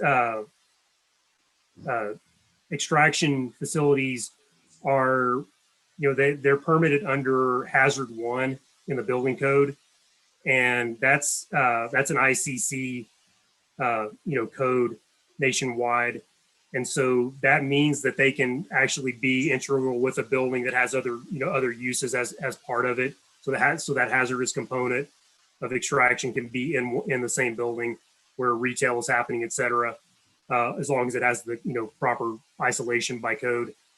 So to move that building out and have it separate would put it into an H2 category, which they're not currently required to do. So that would require a building code amendment. And after those explosions, I was a party to the the investigation on that last one, and so I've got intimate knowledge about how that happened and what needs to happen in the future to avoid that, and that can all be covered under existing building code, and we're our land use staff is extremely mindful of that at this point. Great, thank you. That's all I had. Thank you, Madam Chair. Councilor Villarreal. Thank you, Madam Chair. Thank you, Jason, for your presentation and information. It was a little overwhelming. Graphics help me understand things better. Yeah, sorry.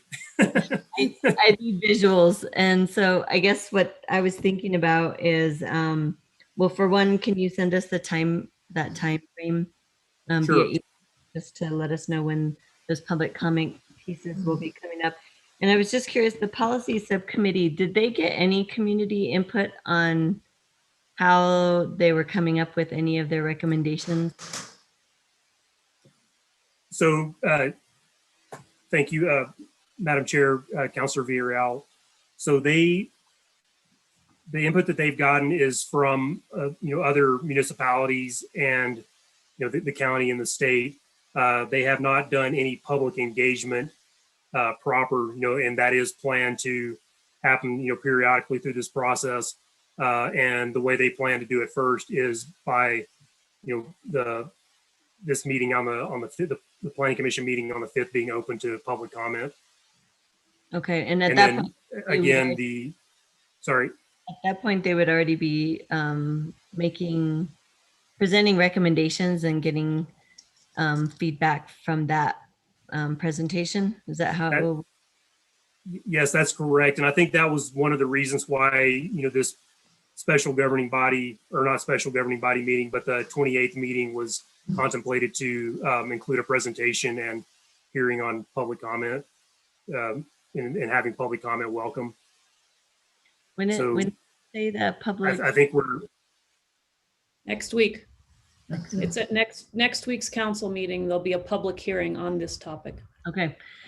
The reason why I asked is Las Cruces, they just sent out a cannabis survey to the public, and it was actually helpful, interesting. It was like more proactive about what people's feelings on personal home cultivation and retail locations and retail regulations and cannabis zoning. And I don't know if that would be helpful if we're already at this point to just get, I know that surveys, that obviously that's not going to get a whole gamut of folks, but we don't get a whole gamut of folks always in our public hearings either. So I'm just wondering if this would be helpful for you all to just see how they did this, to see if we can utilize some kind of survey, but it's obviously modified for kind of what we're thinking. I know there's already, I feel like, I don't know where they're at, Las Cruces. It sounds like they're, you may know, but it doesn't sound like they have all the kind of recommendations in order yet. Or maybe they do. Do you know where they're at in Las Cruces? I have the general understanding that they're, they're working, but they're, maybe slightly behind Santa Fe. And I think, obviously we want to have all the public comment that we can, and that's conditioned by, the urgency. So I agree with you. Well, I think I'll just send it to you just in case there's anything that you can extract from that to get any kind of feedback in some manner. If it's helpful, I think they're doing more proactive outreach versus having something in front of the public to say, what do you think? Or like recommendations from the policy subcommittee. So I don't know. I don't know if it's helpful. We may be ahead of the stage than they are, but I'll send it to you anyway. And just so you know, Director Brown, they also have feedback for ARP funds that they're getting from the public. They're asking the public how they want to use the funds. We're on track for that. So I'll send that to you too. It just sounded like they were trying to get as much feedback in these two areas, not connected, but they wanted to get feedback. So I'll send you that email and you all decide if it's helpful for us. Yeah, Madam Chair, Council Virial, I was going to say that I think we'd love to have it, and I think that Director Choi and I will work with Jason on putting together a survey. I think that is correct. That while we might not go deep in responses, we'll at least have some feedback on the process of public engagement and having some data, because data is good. Whatever it comes from, data is always good. So, okay, I'll send it to you if it's helpful. I think that's it. Just, I'm hoping there's more when you all present at the Planning Commission, or I guess the Policy Subcommittee will present, that they have a visual. I think Sure. it's hard to I don't think everyone really understands zoning to begin with, and so to try to explain that from a visual point of view, to explain what that could look like, might help. I don't know in what way, but because I know it will be on Zoom. Sure, Madam Chair, Councilor Villarreal, yes, I appreciate your concern around that, and I will forward that to them. And I apologize. These things are happening really quickly, and we have so many other irons in the fire. I apologize. We didn't have time for visuals on this one, but I couldn't agree with you more, actually. Okay, thank you. That's all I have, Madam Chair. Okay, Councilor Rivera, old hand, new hand. Having trouble with our hands tonight, guys. Sorry, old hand. Councilor Cassett. Thank you very much, Madam Chair, and thank you, Jason. Yeah, I agree with Councilman Villarreal. Some visuals would be lovely, because it really is a lot to bite off, and there's just so much happening here. But I definitely appreciate the information and the updates. Just to confirm, going back to what Councilwoman Villarreal just said about public engagement and increasing opportunities for that. So right now we are, the proposal that we'll be seeing will be on manufacturing and sales and personal growth. Is that what I'm hearing? Just manufacture, sales, and I'm sorry, and just growing in general. Right. So, Madam Chair, Councilor Cassett, yes, in a nutshell, that's correct. There's not so much emphasis on, there won't be so much emphasis on the zoning for residential. I think that the main thrust will be on commercial, and the relation to commercial, or the relationship of commercial and residential, but not necessarily any zoning regarding residential. Okay. Or in any major way.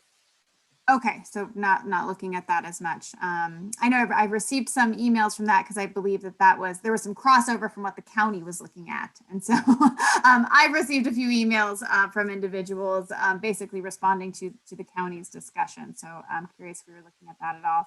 And then the consumption piece will be coming later.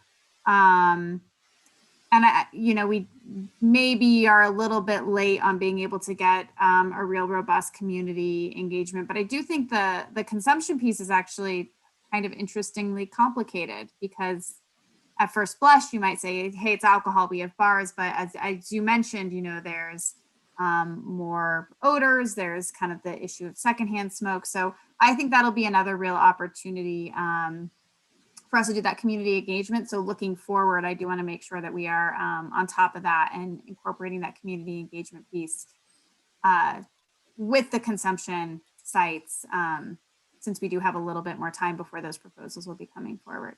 Mhm. I didn't have any further questions right now. I'm really looking forward to getting some more comprehensive information about this. And to getting those visuals. If you're able to get us those visuals even before the council meeting, I think that would be helpful just for me to be able to prepare, for that meeting, for that public Sure. hearing. So I think it'll also be easier just because you'll have a packet in front of you with the language. That'll help a lot. Yeah, definitely will. So, but thank you so much for your work and please pass that along to staff and the policy subcommittee. I know that they've really, they've been working very hard at this and really digging in, and I greatly appreciate the time and effort that's gone into it. Thank you. I agree. Thank you. Okay, and I just have a couple questions. So we're shorthanding things, and I think that may be difficult for people to understand. So when we talk about consumption, we are talking about regulating places where you could consume cannabis in public, like bars, correct? Madam Chair, yes, that's correct. We're speaking of supervised consumption in a commercial cannabis establishment. Right. Correct. So I think when we talk about that, we need to be clear because you can consume it lots of places. But what we're talking about is the fact that we as the city will have the ability, I believe, to decide where consumption is allowed, where consumption businesses will be allowed. Is that right? Or whether we allow them? Madam Chair, yes, that's my understanding as well. Okay. And it's also my understanding that the reason that's coming later is that we are waiting for the state to give us the rules about this, and then we'll fill in. So this is not a priority at the state levels. They're going to focus on the production, the manufacturing, the sales, and then move to where you can consume it in a supervised fashion. Yeah, yes, Madam Chair, that's my understanding as well. All right, I just wanted to clarify those couple things. All right, Director Brown, I think we are ready to take Director Klug off the hot seat. Okay, thank you, Madam Chair. So next we'll have John Mertz, and he has a short presentation for the visuals. And I will open that up and have Mr. Mertz speak to it. Welcome. So. Okay, Mr. Mertz, you're ready to go. Okay, great. Thank you, Rich. Mm-hmm. So it's great to be here this evening. So I just wanted to walk through a little bit of, so we support social entrepreneurs in the Santa Fe area. And as we started to begin to look at what the entrepreneurial interest would be in this, we took at least a service look at what other cities and states are doing. And Emily highlighted this earlier in her presentation, but it was interesting to note that that a lot of several states and cities are focusing on social and racial justice programs and how they support cannabis entrepreneurs.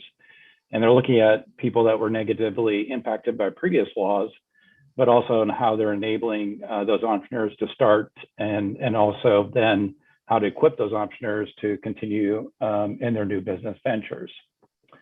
And so the next slide, Colorado is one of the states that popped up as far as some of the things that they're working on from the state level. They're providing funding for entrepreneur programs in the state, and providing loans, grants, and technical assistance, especially around, again, that social equity piece for entrepreneurs in their state.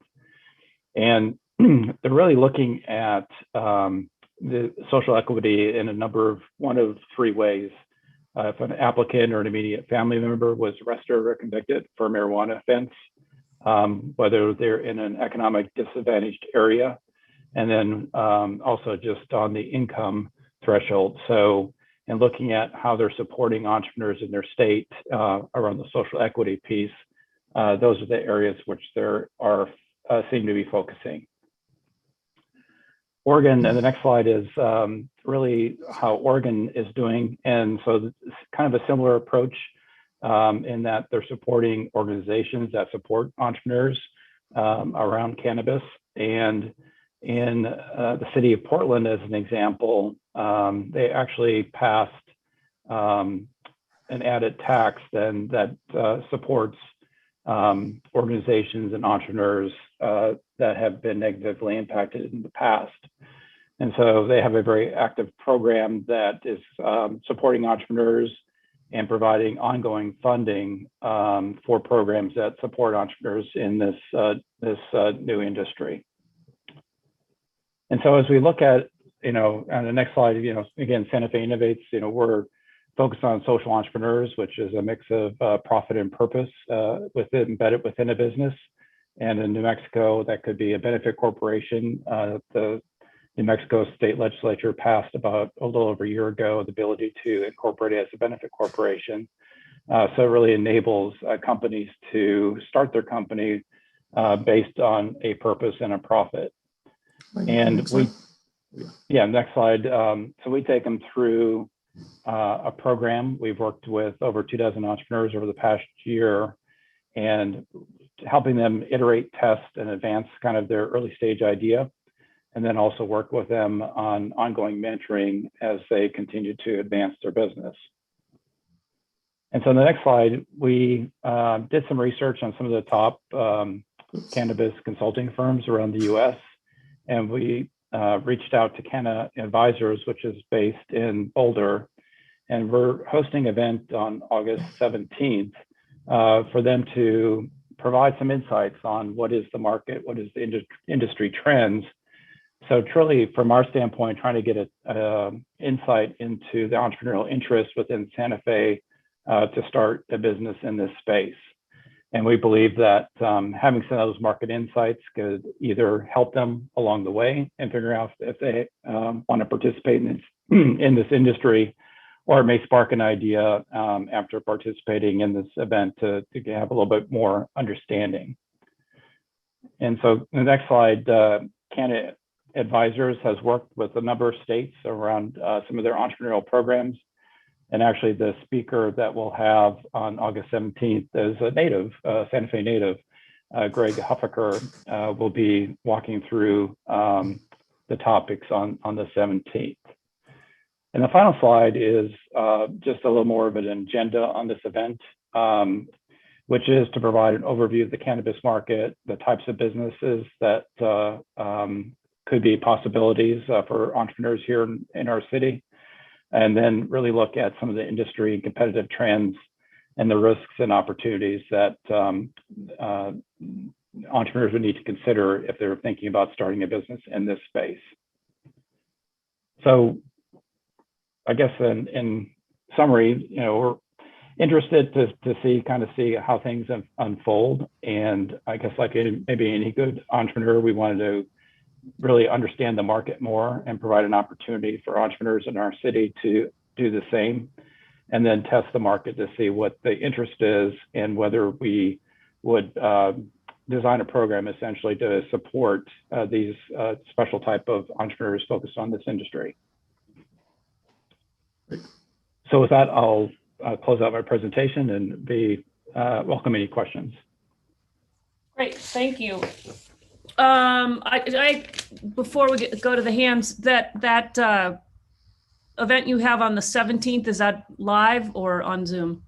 It's Zoom, and there's no cost. It's just a public event. And as of today, we just started promoting it over the last week, and so our promotion will get much more active here over the next few weeks. But right now we have a dozen people registered for the event.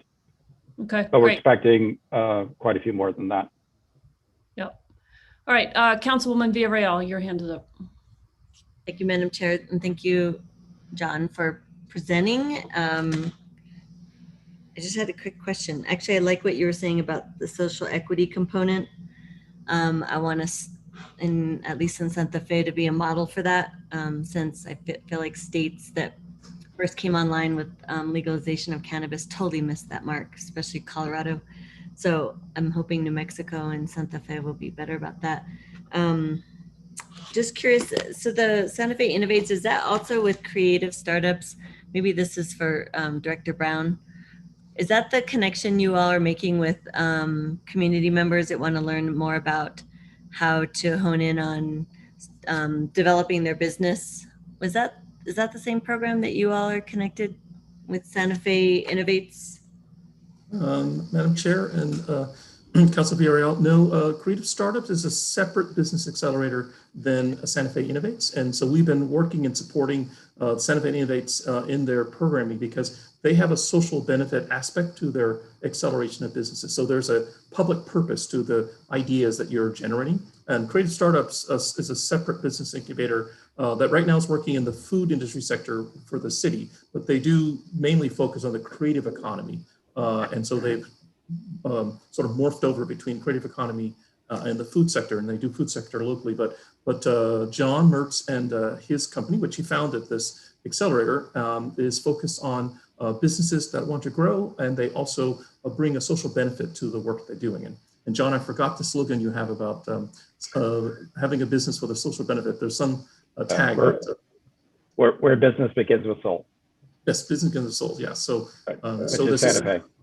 Yeah, and so we are supporting, City of Santa Fe is supporting the efforts of Santa Fe Innovates as it relates to those businesses that are out there that are actually looking to give back based upon what their business model is all about. So does Santa Fe Innovates have not clients, but community members that are going through some kind of training right now?